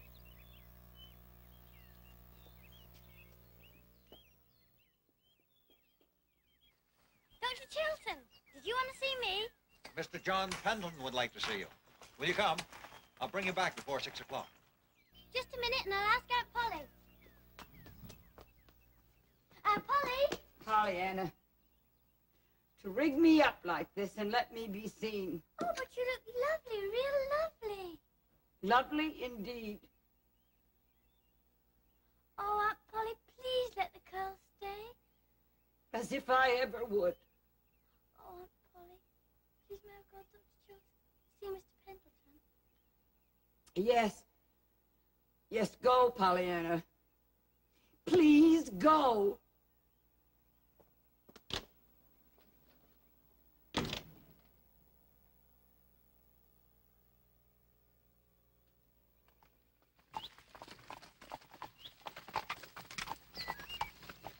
Was that your aunt I saw in the sun parlor with you? Yes, didn't she look lovely? Yes, she did. Very lovely. I'm so glad you thought so. I'll tell her. I'd rather you didn't, Pollyanna. Oh, why not? I should think you'd be glad for her to know. Well, she didn't want me to see her. She ran inside, didn't she? Yes, she did. I can't think why she did. Get up. Come, get up.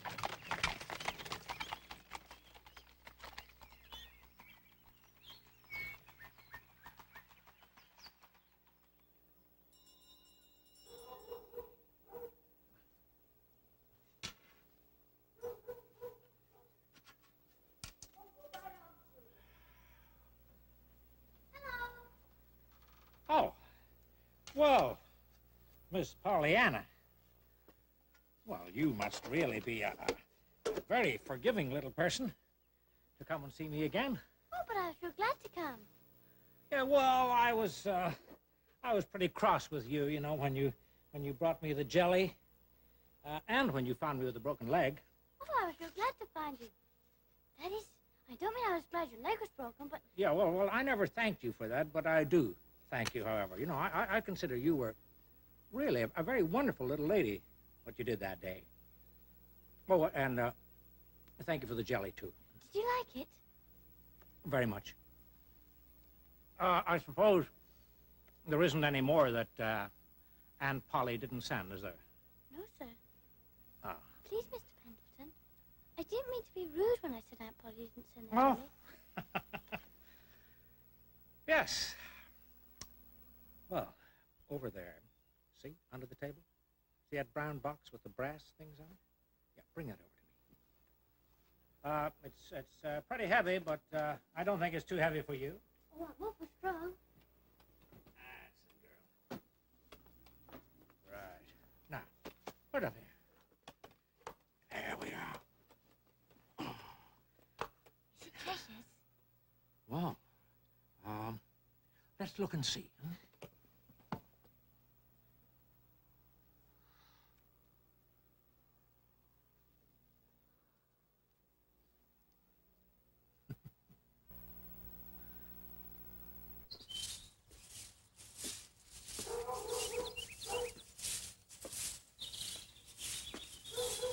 What do you want? Got any jobs to do, missus? Jobs? No, I ain't. Not for anyone as little as you. I ain't little, Mom, and I'm strong.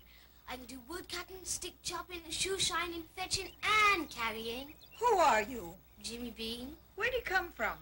Don't come from nowhere. I'm on my own till I join my folks out west. Are you hungry?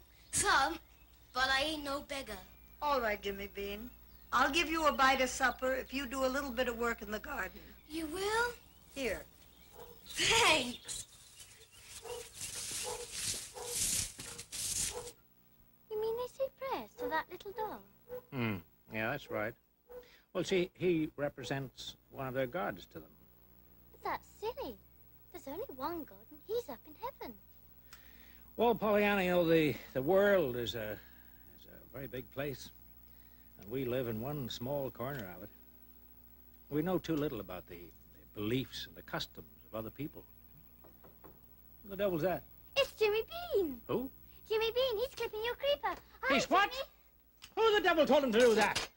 Oh, that confounded woman again.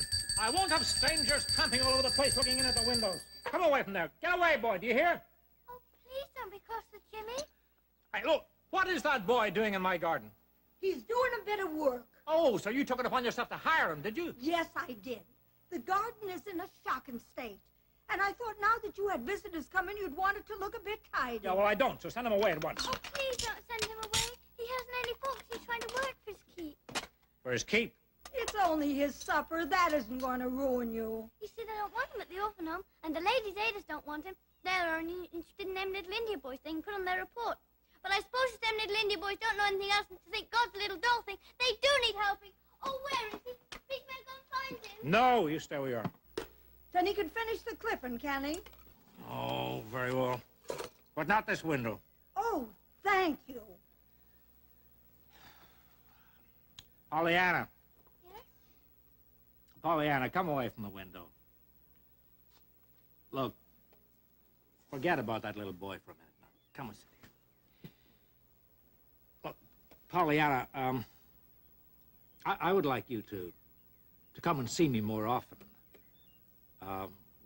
Well, I'm lonesome, and you know, I need you. Will you come? Oh, yes, please. There's another reason, too, and, well, I'm going to tell you that. See, when you told me who you were, I thought at first that I didn't want you to come here anymore because you reminded me of something that I was trying for long years to forget. So I said to myself that I didn't want to see you anymore. But after a time, I found that, well, that I was wanting to see you so much that the fact that I wasn't seeing you was reminding me all the more vividly of, well, the thing that I was trying to forget. What was it that you were trying to forget? Well, I can't tell you that, child. Will you come? Oh, yes, please. I'd be glad to. Thank you. And to think he showed you all them things and told you about 'em. Him that's so cross, he never talks to no one. But he isn't cross, Nancy. He swears only outside. I don't know why everyone thinks him so bad. They wouldn't if they knew him. Even Aunt Polly doesn't like him very well. She wouldn't send him the jelly, as she was so afraid he'd think she'd sent it. She don't have no duty to him. But what beats me is how he happened to take to you so. Oh, meaning no offense to you, of course. But he ain't the sort of man you'd think would take to kids. Well, he didn't take to me at first. Said he never wanted to see me again, because I reminded him of something he wanted to forget. Something he wanted to forget? Yes, but afterwards he What said, was it? I don't know. He wouldn't tell me. The mystery. Oh, Miss Pollyanna, it's just like a book. I've read lots of them. Lady Maud's Secret, The Lost Heir, Hidden for Years. All of them had mysteries, and just like this. Oh, just think of having a book lived under your very nose. Now, tell me everything he said. Yes, dear. Well, at first he didn't know who I was. Not until I explained about Aunt Polly not sending the jelly. And was it after he found out you was Miss Polly's niece that he didn't ever want to see you again? Well, yes. And did he start to act queer and cry out sudden when he found out? Well, he did act a little queer over that jelly. Then I've got it for sure. What? Mr. John Pendleton was Miss Polly's lover. Oh, but that silly Nancy. She doesn't like him. Of course she don't. That's the quarrel. Now listen. Timothy told me that Miss Polly had a lover once, and he was living here, right in this town. But of course it's John Pendleton. Ain't he got a mystery in his life? Don't he live in that great house out on the hill and never talk to nobody? Didn't he start to act queer when he found out you was Miss Polly's niece? And now, ain't he owned up that you remind him of something he wants to forget? Of course, as if anyone couldn't see 'twas Miss Polly. And her saying she wouldn't send him no jelly, too. Why, Nancy, it's as plain as the nose on your face. Mr. John Pendleton was Aunt Polly's sweetheart.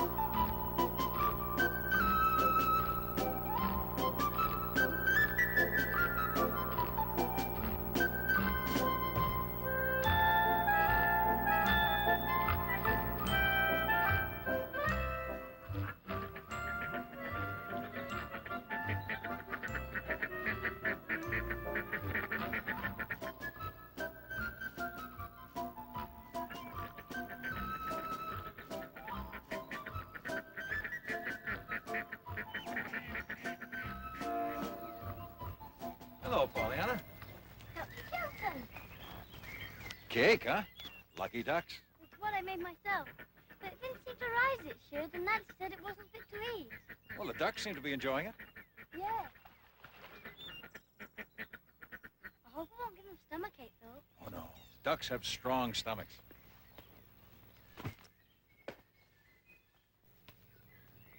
Here, give me some. Thank you. I was just riding out to your place.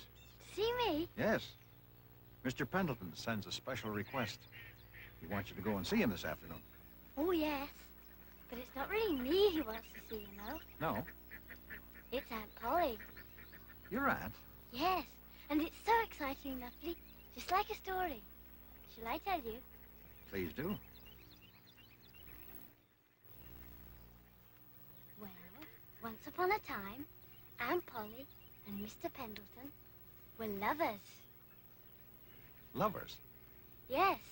I didn't know until Nancy told me. What did Nancy tell you? Well, she said that Aunt Polly had a lover many years ago, and they quarreled. We didn't know who it was at first, but we found out now. It's Mr. Pendleton, you know. No, I didn't know. Well, I better hurry home if I'm going to see Mr. Pendleton this afternoon. Yes, of course. I'll tell you what. I'll give you a ride back. That would be lovely.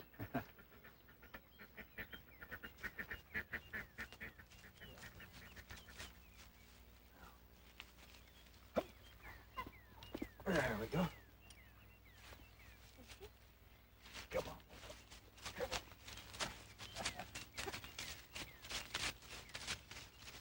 Thank you, Dr. Chilton. You're most welcome, Pollyanna. Goodbye, Dr. Chilton. Bye.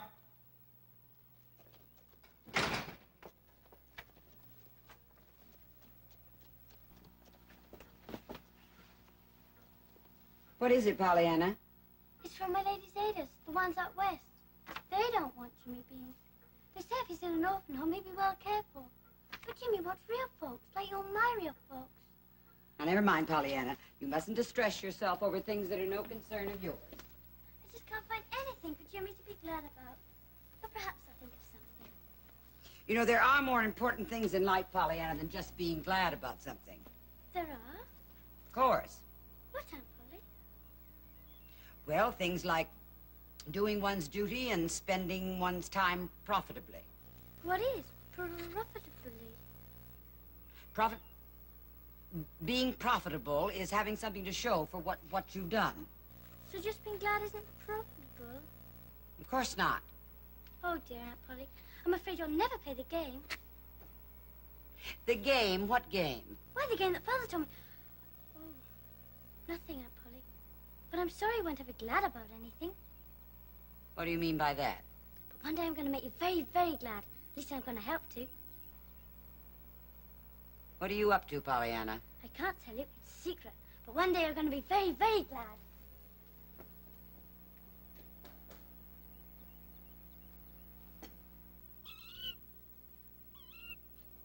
Oh, for heaven's sake. That's enough, all this fussing. I'm trying to make the place look tidy. You're as tidy enough as it is. Oh, that'll be Pollyanna. Go and let her in. Hurry, woman, hurry. Don't keep her waiting. Hello, Pollyanna.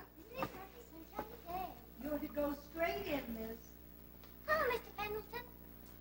Oh, Mr. Pendleton.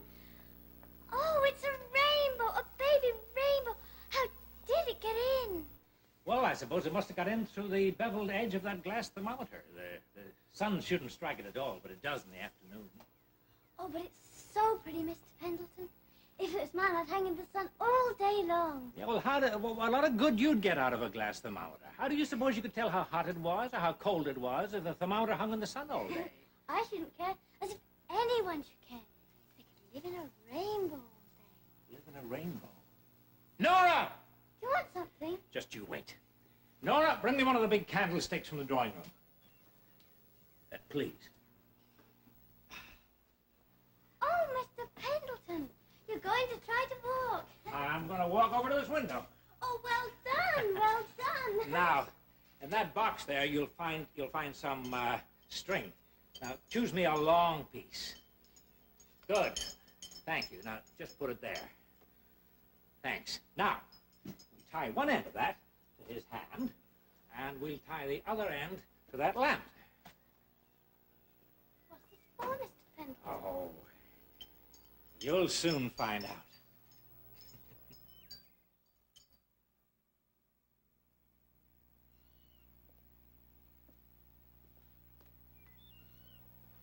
Nancy, you know Mr. Pendleton's house, don't you?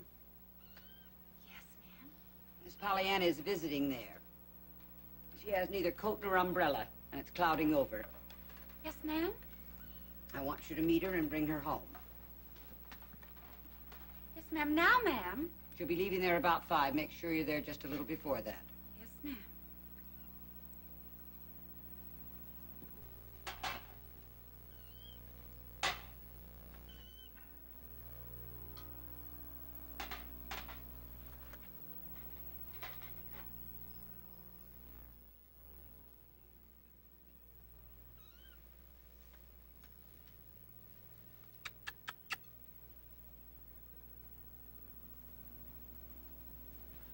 Oh, how lovely. Oh, I wish I had lots of those things. I couldn't plant Polly and Mrs. Stone lots of pots. I reckon even that Polly would get so glad she'd get all about profitability and start banging doors if she lived in a rainbow like this. Don't you? Well, from my remembrance of your Aunt Polly, I would say it would take a little more than a few colors to start her banging doors. Oh, yes. Yes. There is something more, isn't there? Pollyanna. Pollyanna, how would you like to come and live with me? Oh, Mr. Pendleton, you don't really mean that. Oh, yes, I do. But I can't. You know I can't. I'm Aunt Polly. Oh, you're no more hers than... Well, perhaps she would let you come. Would you come if she let you? But Aunt Polly's been so good to me. She took me in when I didn't have anybody left but the Ladies' Aid, and she... Yeah, well, I don't have anybody left either. Pollyanna, long years ago, I loved somebody very much. And I hoped someday to bring her to this house. I pictured how happily we'd be together in our home all the long years to come. Yes? But it didn't happen. Why? Oh, well, never mind why. It just didn't, that's all. And ever since then, this gray pile of stones has been a house, never a home. You see, it takes a woman's hand and heart, or a child's presence, to make a home. And I have not had either. Mr. Pendleton, you mean you wish you'd had that woman's hand and heart all these years? Oh, yes, I do. Oh, I'm so glad. Then it's all right. Now you can take us both and everything will be lovely. Take you both? Of course, Aunt Polly isn't one over yet, but I'm sure she will be if you tell it to her just as you did to me. And then we both come, of course. Aunt Polly, come here? Or would you rather go there? Of course, our house isn't quite so pretty, but it's nearer. Pollyanna, what are you talking about? Where we're going to live, of course. You said it was here you wanted Aunt Polly's hand and heart all those years, and... Great heavens! I knew you were lovers. And I'm so glad you still feel that way. Lovers? Aunt Polly and me? Nancy said you were. Well, holy Moses! Oh, you don't mean... You don't mean you weren't lovers? Never! And isn't it all coming out just like a book? Oh, dear. Nancy will be disappointed. And it was all going so splendidly. I'd have been so glad to come here with Aunt Polly. Oh, and you won't come now? Oh, no. I'm Aunt Polly's. Yeah, well, before you were hers, you were your mother's. Why, yes. It was your mother's hand and heart I wanted all those long years ago. My mother's? I didn't mean to tell you that. But I suppose it's better that I do now. I loved your mother. But she didn't love me. And after a time, she married your father. And she went away with him. And it was only then that I realized how much I did care. My whole world went sour. And I, these long years, have been a cross, unlovable, unloved, old man. And I'm not yet 50, Pollyanna. And then you came, like this rainbow that you loved so well. And you brightened up my dreary old world with your gladness and your joy. And then I found out who you were. And I thought then that I never wanted to see you again because you reminded me of your mother. But now I know I need you all the time, Polly. I need you close by me all the time. Will you come now? But what about Aunt Polly? Yeah, but what about me? I mean, it's only since you came that I have been half glad to be alive. And if I had you for my very own, I'd be glad about everything. And I would try to make you glad, too. You shouldn't have the slightest wish ungranted. All my money, down to the last cent, would go to make you happy. Oh, Mr. Pendleton, as if I'd let you spend it on me. All the money you save for the heathen. Oh, Pollyanna, and I that have Polly's never... been so good to me. Oh, yes. Yes. Yes, she has been good to your child. But she doesn't want you half as much as I do. She's glad to have me. I know Glad? She doesn't know how to be glad about anything. Oh, she does her duty. I know she's a very dutiful woman. I mean, I've had experience of her duty, even though we haven't been the best of friends the last 15 years. But, I mean, I know her. I mean, she isn't the glad kind, Pollyanna. And as for you coming to live with me, why don't you just ask her? See if she won't let you come. Hmm? Just you ask her. Hmm? All right, I'll ask her.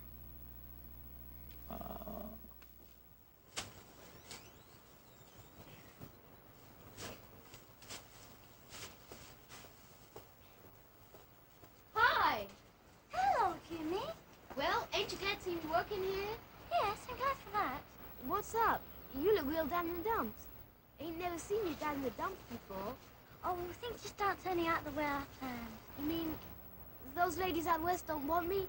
Is that it? It's not that they don't want you. It's just that they only want to help them little India boys. I know. Well, don't fret yourself on my account. I may be better off on my own. I can work here regular, and pretty soon I'm going to get more jobs. And then maybe I'll build myself a cabin and live in the woods. A cabin in the woods? Jimmy, what fun! What would the people at the orphan home say? They won't say nothing. They won't find me. I'll see to that. You let me come. Sure, but only you. It'll be a secret, see? That'll be a lovely secret. But some secrets are so sad. Grown-up secrets, you know. Miss Pollyanna! Nancy! Here you are. Miss Polly sent me with this. She was scared it would rain and you with a walk home. She was worried about you. Was she? Mm-hmm. Goodbye, Jimmy. I must go. Bye.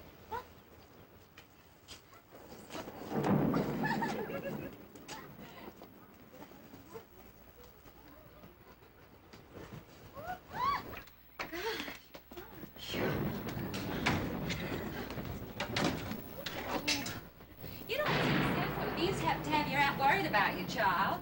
It means worried. That's a hard thing to feel. What else can it mean? I'll tell you what it means. It means she's at least getting down somewheres near human like folks. She ain't just doing a duty by you all the time. I know. She's a very dutiful woman, Aunt Polly.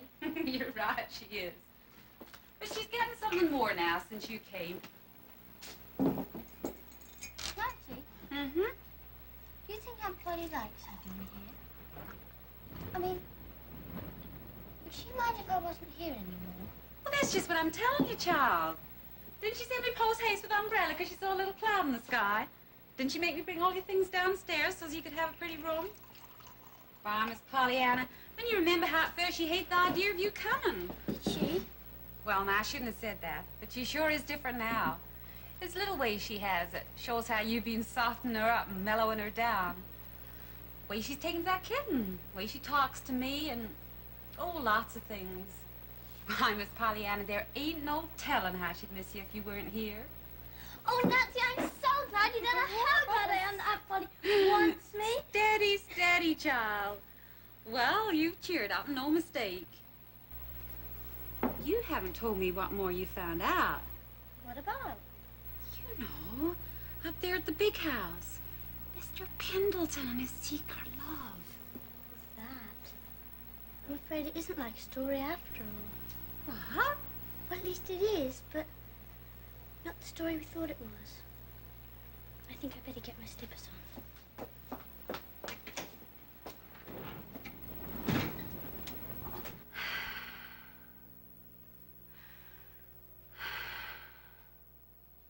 Yes. Well, I don't anticipate any trouble, Mrs. Payson.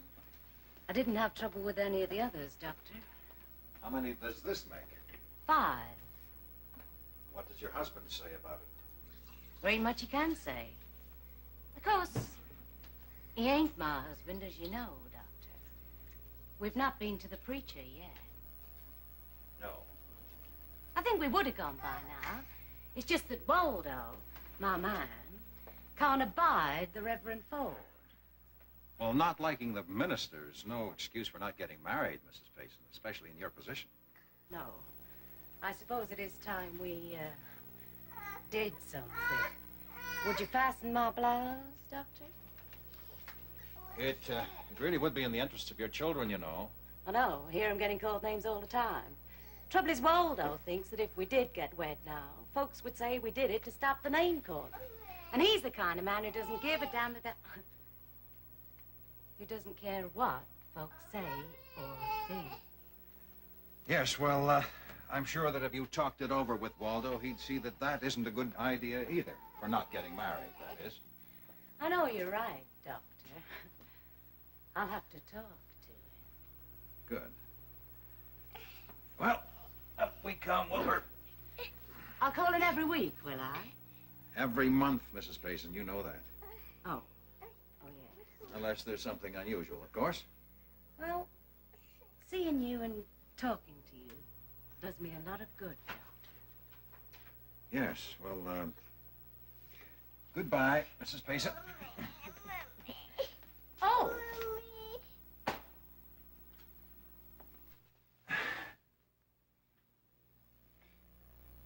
Thank you, Doctor. Next, please. Hello, Mrs. Payson. Hello, dear. Hello, Wilbur. Goodbye, Doctor.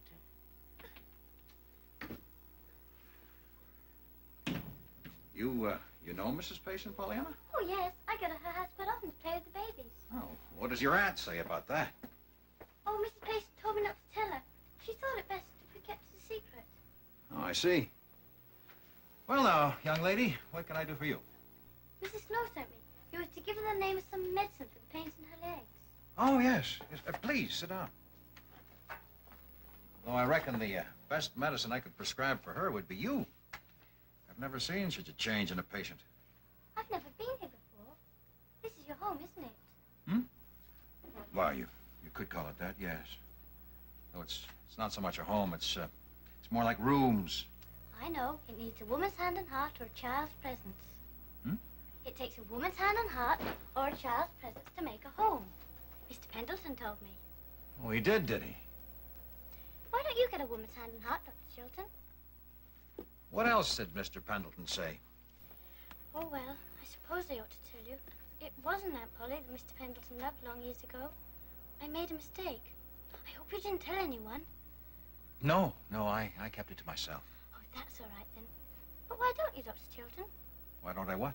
Get a woman's hand and heart. Well, they're not always to be had for the asking, Pollyanna. I should have thought you could have got them easily. I suppose that's meant to be a compliment, isn't it? All the ladies in town think you're just lovely. Oh, they do they? Who says that? The ladies say themselves. Did you ever try to get one? I think that this conversation has gone on quite long enough, young lady. Here is Mrs. Snow's prescription. Now, was there anything else? No, sir. Thank you, sir. Yes. Yes, Miss Tarbell. Your back aches and you can't sleep.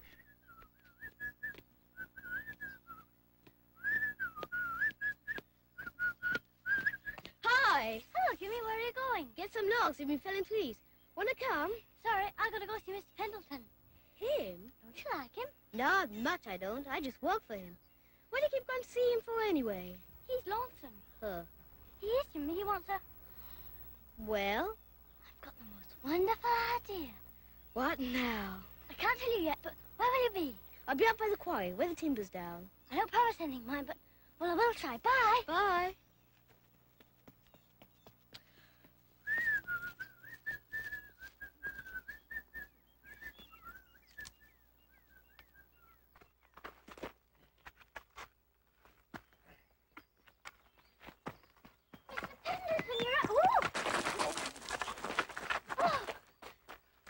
Pollyanna. Mr. Pendleton, you're out. Oh, I'm so glad. Well, come here. Come here and tell me. What's the answer? Am I to be glad for the rest of my life? Oh, yes. I thought it was the very gladdest thing for you to do. With you? No, but Oh. Oh, your aunt refused. I didn't ask her. You see, I found out without asking that Aunt Polly wants me with her. I see. Well, I won't ask again. Oh, but you don't know the rest of it. There's a very gladdest thing for you to do. Truly there is. No, not for me. Oh, yes, sir. You say that you said only a woman's hand or heart or a child's presence can make a home. Well? Well, I can get it for you. A child's presence. Yes, but you said that... Not me, but... Oh, as if I would have anyone but you. Oh, but you will when you know who, sir. You're so good and kind. Think of all that money you save for the heathen. Pollyanna, look, let us end this nonsense once and for all. I have told you half a dozen times. If I've told you once there is no money for the heathen, I have never given them a penny in my life, so there. Oh, I'm so glad. That is, it's not that I'm not sorry for the heathen. Oh, I'm glad you don't want them little India boys, because everyone else wants them. And now I know you'll take him. What? Take him? Take who? Who are you talking about? Jimmy Bean. Jimmy Bean? He'd be a lovely child's present, you know. I had to tell him my lady's ladies out west couldn't take him. But now, oh, he'll be so glad. Well, I won't. You don't mean... You don't mean you won't take him. I mean just that. But he'd be a lovely child's present. You couldn't be lonesome with Jimmy Bean around. No, I don't doubt that, but I would prefer the lonesomeness. Maybe you think having a nice, live little boy wouldn't be nice in that dead old skeleton you keep. Skeleton? Yes, that Nancy says you keep in your closet.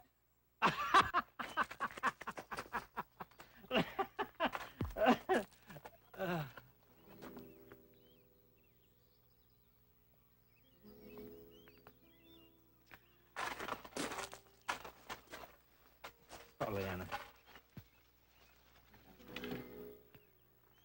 Pollyanna. Now, look, don't cry. Oh, yeah.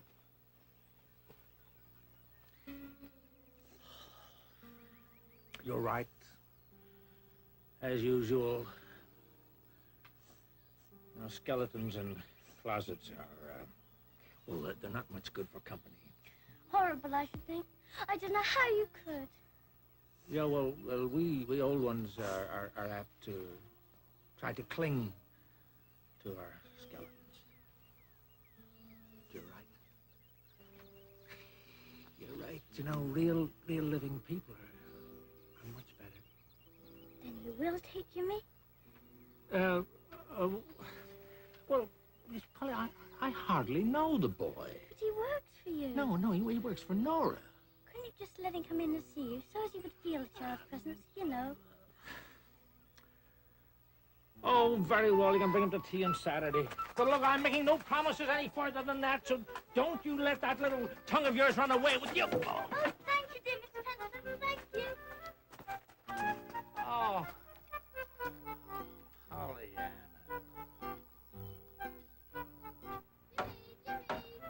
Here! I'm over here, Pollyanna!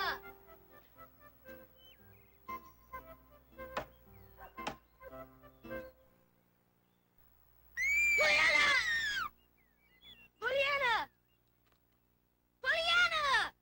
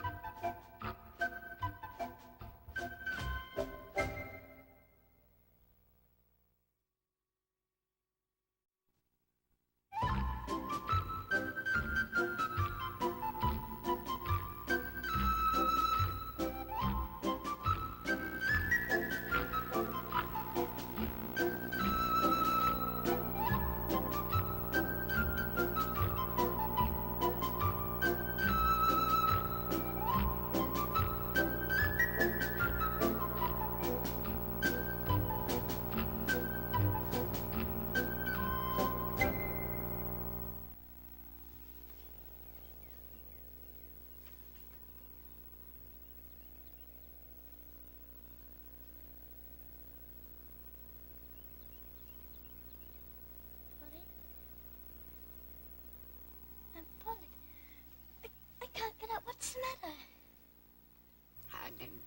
Don't try to move, not just yet. But what's the matter? You had a bad fall in the woods. Everything's going to be all right. Now, you just try to rest. Oh, yes, I remember. It fell off the tree. My legs feel so queer. I wouldn't try to move them, not just yet. I don't feel at all. Still, I'm glad I'm only hurt. I'm not sick.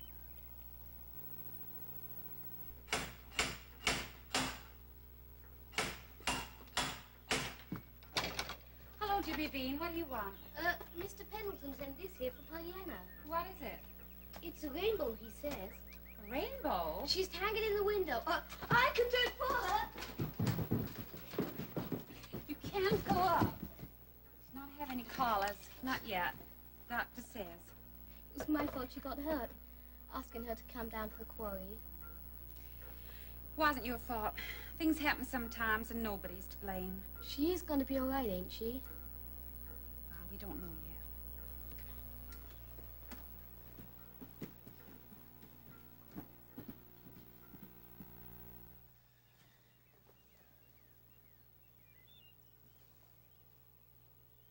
Yes, that's healed all right. Well, you can throw your crutches away, John. Use a stick for a few weeks.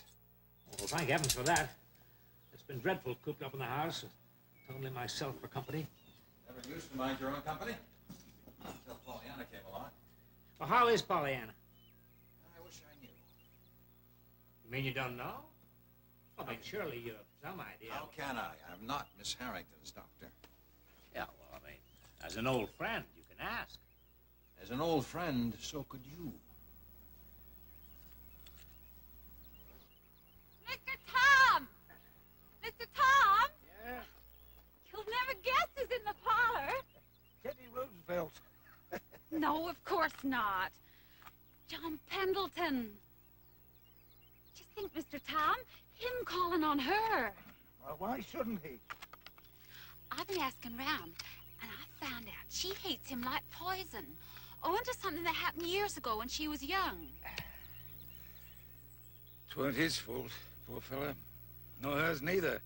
Just a lot of silly gossip. What happened?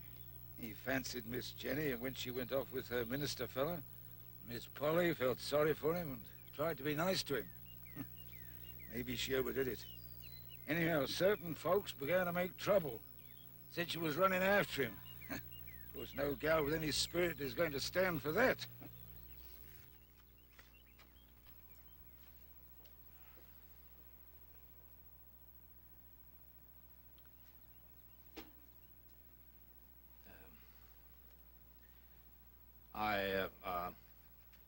I called to ask for Pollyanna.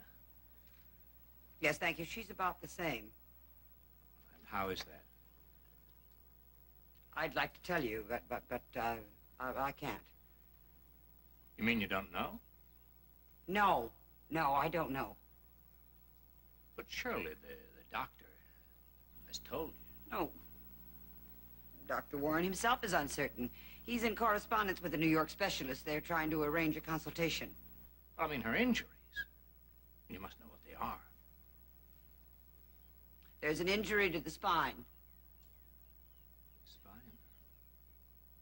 She's paralyzed from the waist down. She just thinks her legs are broken. And that broken legs get better, just like yours.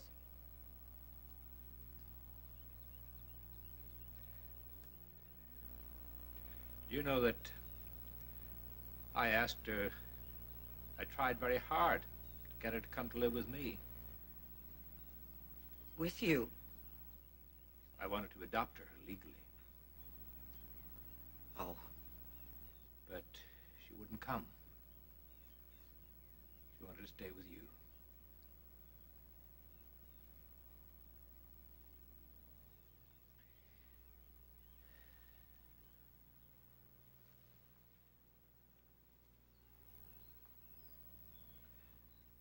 Please tell her that I called.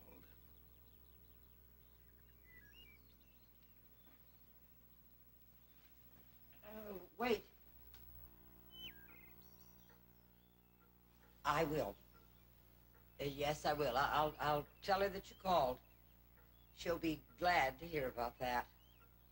You'll keep me posted. Yes, I will.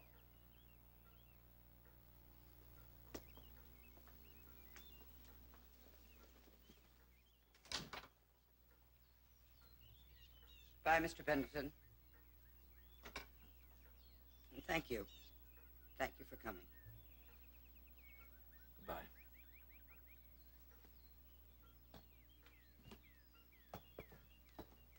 You know, you seem quite a lot like my doctor. Your doctor? Oh, no, Dr. Warren isn't my doctor. Dr. Warren is Aunt Polly's doctor. My doctor is Dr. Chilton. Oh. You see, I wanted Dr. Chilton all along, but Aunt Polly wanted you. She says you knew more than Dr. Chilton about broken legs, and of course, if you do, then I can be glad for that. Miss Harrington, perhaps we could talk downstairs. Yes, of course, Doctor. I'll be right back, Pollyanna.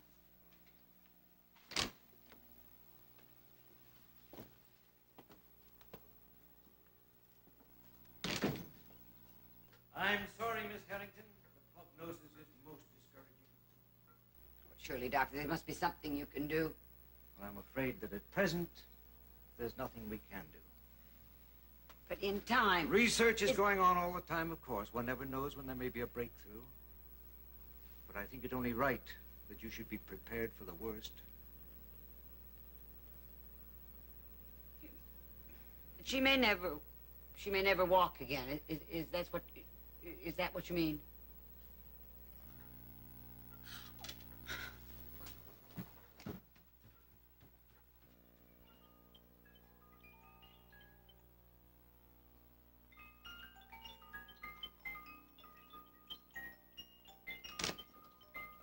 I'm writing to my Lady Zada's, Nancy, the ones out west. I'm asking if they still got those little crutches. You know, the ones that came in the missionary barrel when I was wanting a doll. I'll be needing crutches until I can walk properly again. Won't it be fun, Nancy? I can be glad for crutches after all. Oh, you poor lady. What's the matter, Nancy? Blind man, dreaming of the time when you walk again. When what, Nancy?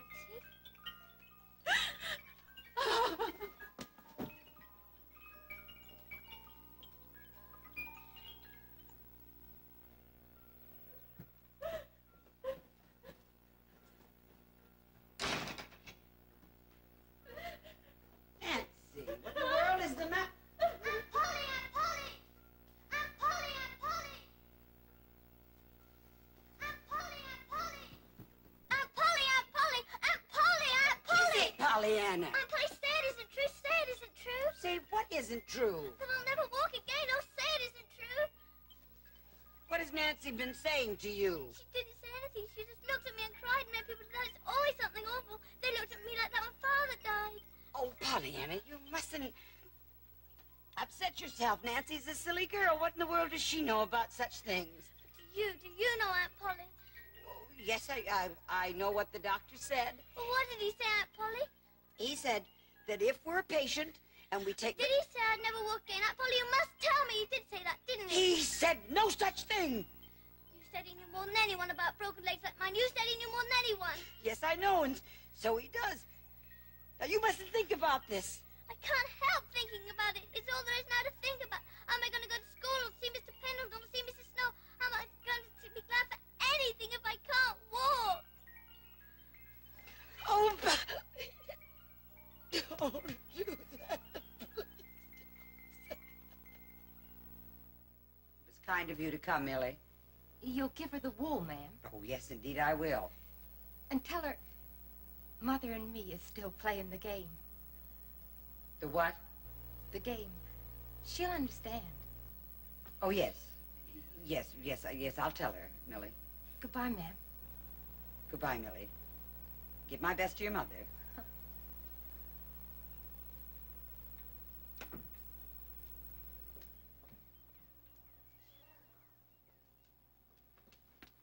Nancy, would you take this wool up to Pollyanna's room?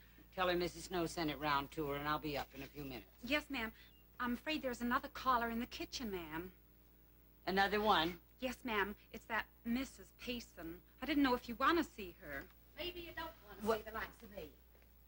But it ain't you I came to see. It's about the little girl I came. I told you, All right, no now, one can... Nancy, that will do. You may go. Nancy! I'm sorry, Mrs. Payson, but my niece can't see anyone at the moment, but I'd be happy to give a message to her for you, if you like. Uh-huh. Well, maybe you don't know it, but I've seen a good deal of that little girl of yours. That surprises you, doesn't it? She doesn't know that her kind of folks don't generally call on my kind. What, you mean Pollyanna came to your house? Sure she did. She came in and played with the kids and talked to me and to my man when he was home. She did us good, a lot of good. Just how much she'll never know. I'm afraid I don't understand. Well, she was always being glad about something or other. And then one day she told us about the game, you know. Oh, yes, the game, yes. Yeah. What game? Well, she tried to coax us to play it as well. We've heard she's fretting now because she can't play it no more since the accident. Well, that's what I came to tell her, that maybe she can be glad for us. You see, she heard us quarreling once and it upset her.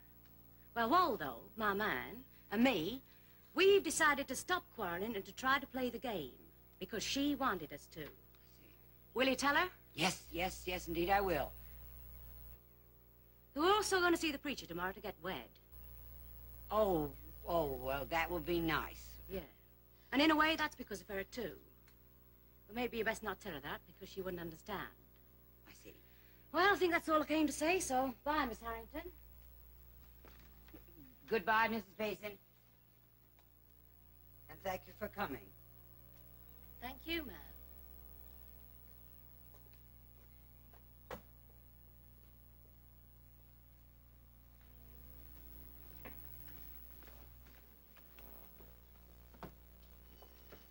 Nancy, would you please tell me what this game is the whole town is babbling about, and what has it got to do with Pollyanna? It's the Glad game, ma'am. Miss Pollyanna invented it with her father. The Glad game? Yes, ma'am. Most everybody in town knows about it by now, I guess. Everybody but me. Exactly how do you play this game, Nancy? Well, ma'am, you've got to try and find something to be glad about. Come hell or high water. Uh-huh. Hi, Buster! Come on. Down by there. There's a good boy.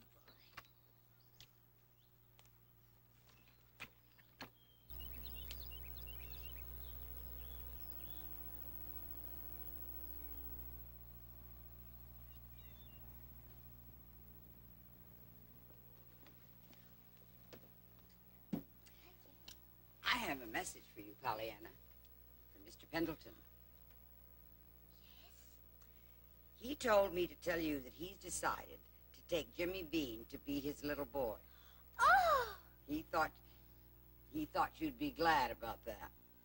Glad? Well, I reckon I am glad. Oh, Aunt Polly, I wanted so much to find a nice place for Jimmy. And Mr. Pendleton's is such a lovely place. And I'm glad for Mr. Pendleton, too, because now I'll have a child's presents. A what? Child's presents. He says it takes a woman's hand and heart for a child's present to make a home. And now he's got it. A child's presents, I mean. Dr. Chilton thinks so, too. Dr. Chilton? Yes, he says he just lives in rooms, not a home. So he asked him why he didn't get a woman's hand and heart and make a home. Mm-hmm. What did he say? He said you couldn't always get him for the asking.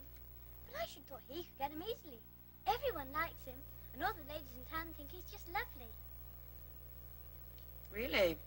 I told him so. Oh, I love Dr. Chilton. I do wish he could come and visit me. Well, you're not well enough to have visitors yet, Pollyanna, but maybe in time. We'll see. Drink your juice. I've come to see you, John, because you know something of my relations, or should I say lack of them, with Polly Harrington. Yeah? Well, since I last saw you, I've been making a few inquiries. And now I want to see Pollyanna. I want to make an examination. You think you can help her? Well, let's just say I think she can be helped. Well, then what are you waiting for? I haven't set foot in that house for 15 years, John. You know that. Oh, for heaven's sake, you're not going to let a silly lover's quarrel stand in the way of possible betterment for Pollyanna? I mean, is your pride more important? Of course not. It's not just a quarrel I had with Polly. The child is a patient of another doctor. I can't just butt in there. It would be unethical. Nevertheless, I must see Pollyanna. Whether or not she ever walks again might well depend on it. Look, let me explain. An old college friend of mine has made a special study of this sort of thing. Now, he's just helped a patient whose case seems very much like Pollyanna's. I say seems because I can only go on what I've heard. So I must examine her myself to be sure. Well, can't you do that through Dr. Warren? No, I'm afraid not.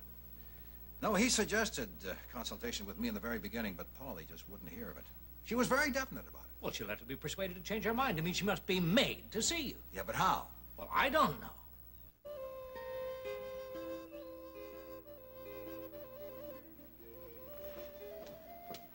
Oh, Mom, you've got to let Dr. Chilton come so Pollyanna can walk again. Jimmy Bean, what are you talking about? Pollyanna walking, and you're not letting Dr. Chilton come see her because of pride, and Dr. Chilton knowing how she can be caught, only he has to see her first, and this here other doctor, Dr. Chilton knows, who's made people walk and wear everything. Well, would you start at the beginning, Jimmy, and speak more slowly so that I can understand you? Now, sit down. Well, to begin with, Dr. Chilton came to see Mr. Pendleton, and they got to talking. Uh-huh. Do you understand that? Yes, Jimmy. Good. Well, the window was open, and I was reading the flower bed under it, and I heard them, and they were talking about this doctor, who Dr. Chilton knows as well. Hello? Yes? Yes, he is. It's for you. Chilton here. Yes, Warren. What? Mr. Bun the baker. Who are you asking? You, man.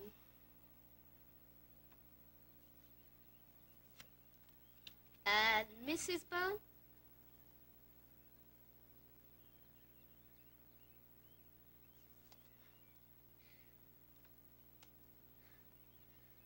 Pollyanna, do you have Master Bun? Hurrah, got a family. Hurrah, you've got a family indeed. Mr. Pendleton's your family now. Sure is. Know what? What? I'm to call him Uncle John. Oh, I am glad. Yeah, that makes him real folks now. Who is it, Aunt Polly? Jimmy, I think you better go now. Yes, Mum.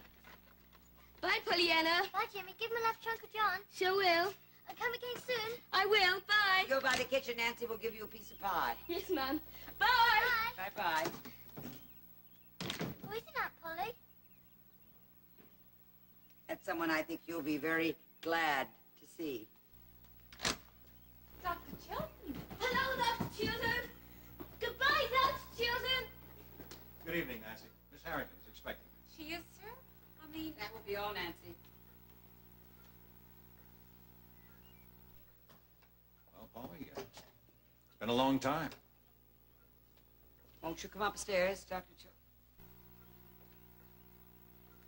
Dr. Warren told you what the specialist said. Yes. Pollyanna will be very glad to see you. I'm glad somebody's glad.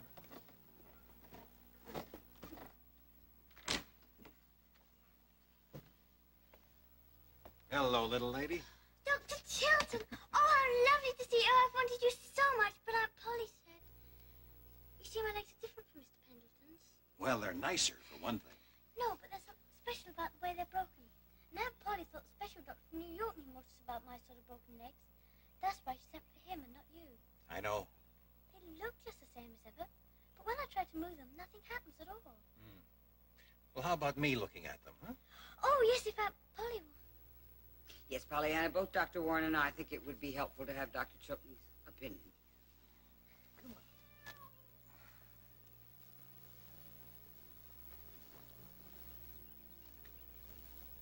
You asked him to come. Yes, I asked him. Dr. Chilton? Here? He's up in Miss Pollyanna's room. Well, I'll be. He hasn't set foot in this house for 16 years or more. I didn't think he ever would again. Why not? You don't mean he your voice down. You really think there's a chance? A very good chance. I'll see if the Boston Clinic can take her in first thing in the morning. That would be wonderful. I'm glad you asked me to come. I couldn't very well not ask you under the circumstances. Do you remember what you said to me after we had the quarrel? If you ever invited me into this house again, you said that things would be the way they were before we had the quarrel. I asked you here because of Pollyanna. I'm here nonetheless. In a professional capacity. I see. You want me to leave, is that it? I'll make the necessary arrangements through Dr. Warren. Goodbye, Polly. Tom? I could offer you a glass of wine if you're not in a hurry. I'm not, as a matter of fact. We can go into the sitting room.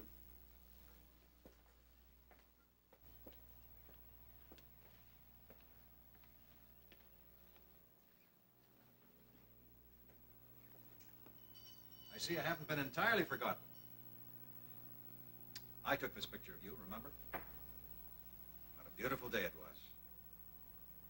And the subject was rather beautiful, too.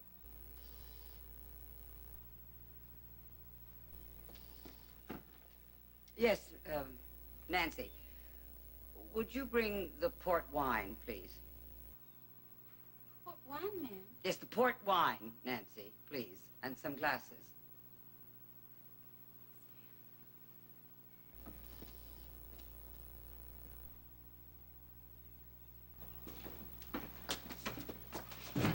He's still with her. She wants the port wine.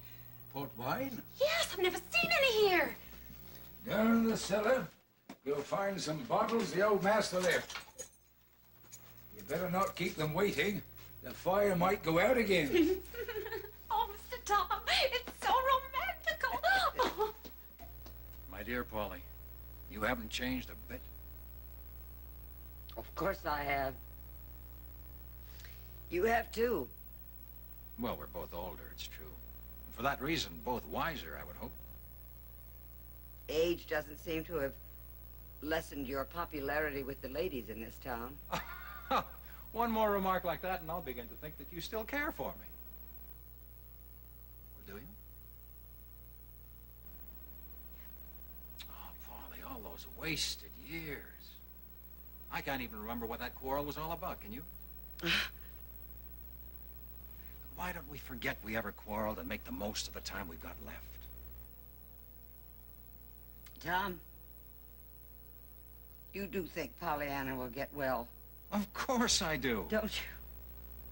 And when she's better, she's going to need a father to help bring her up. Don't you think? What do you say, Polly? Oh.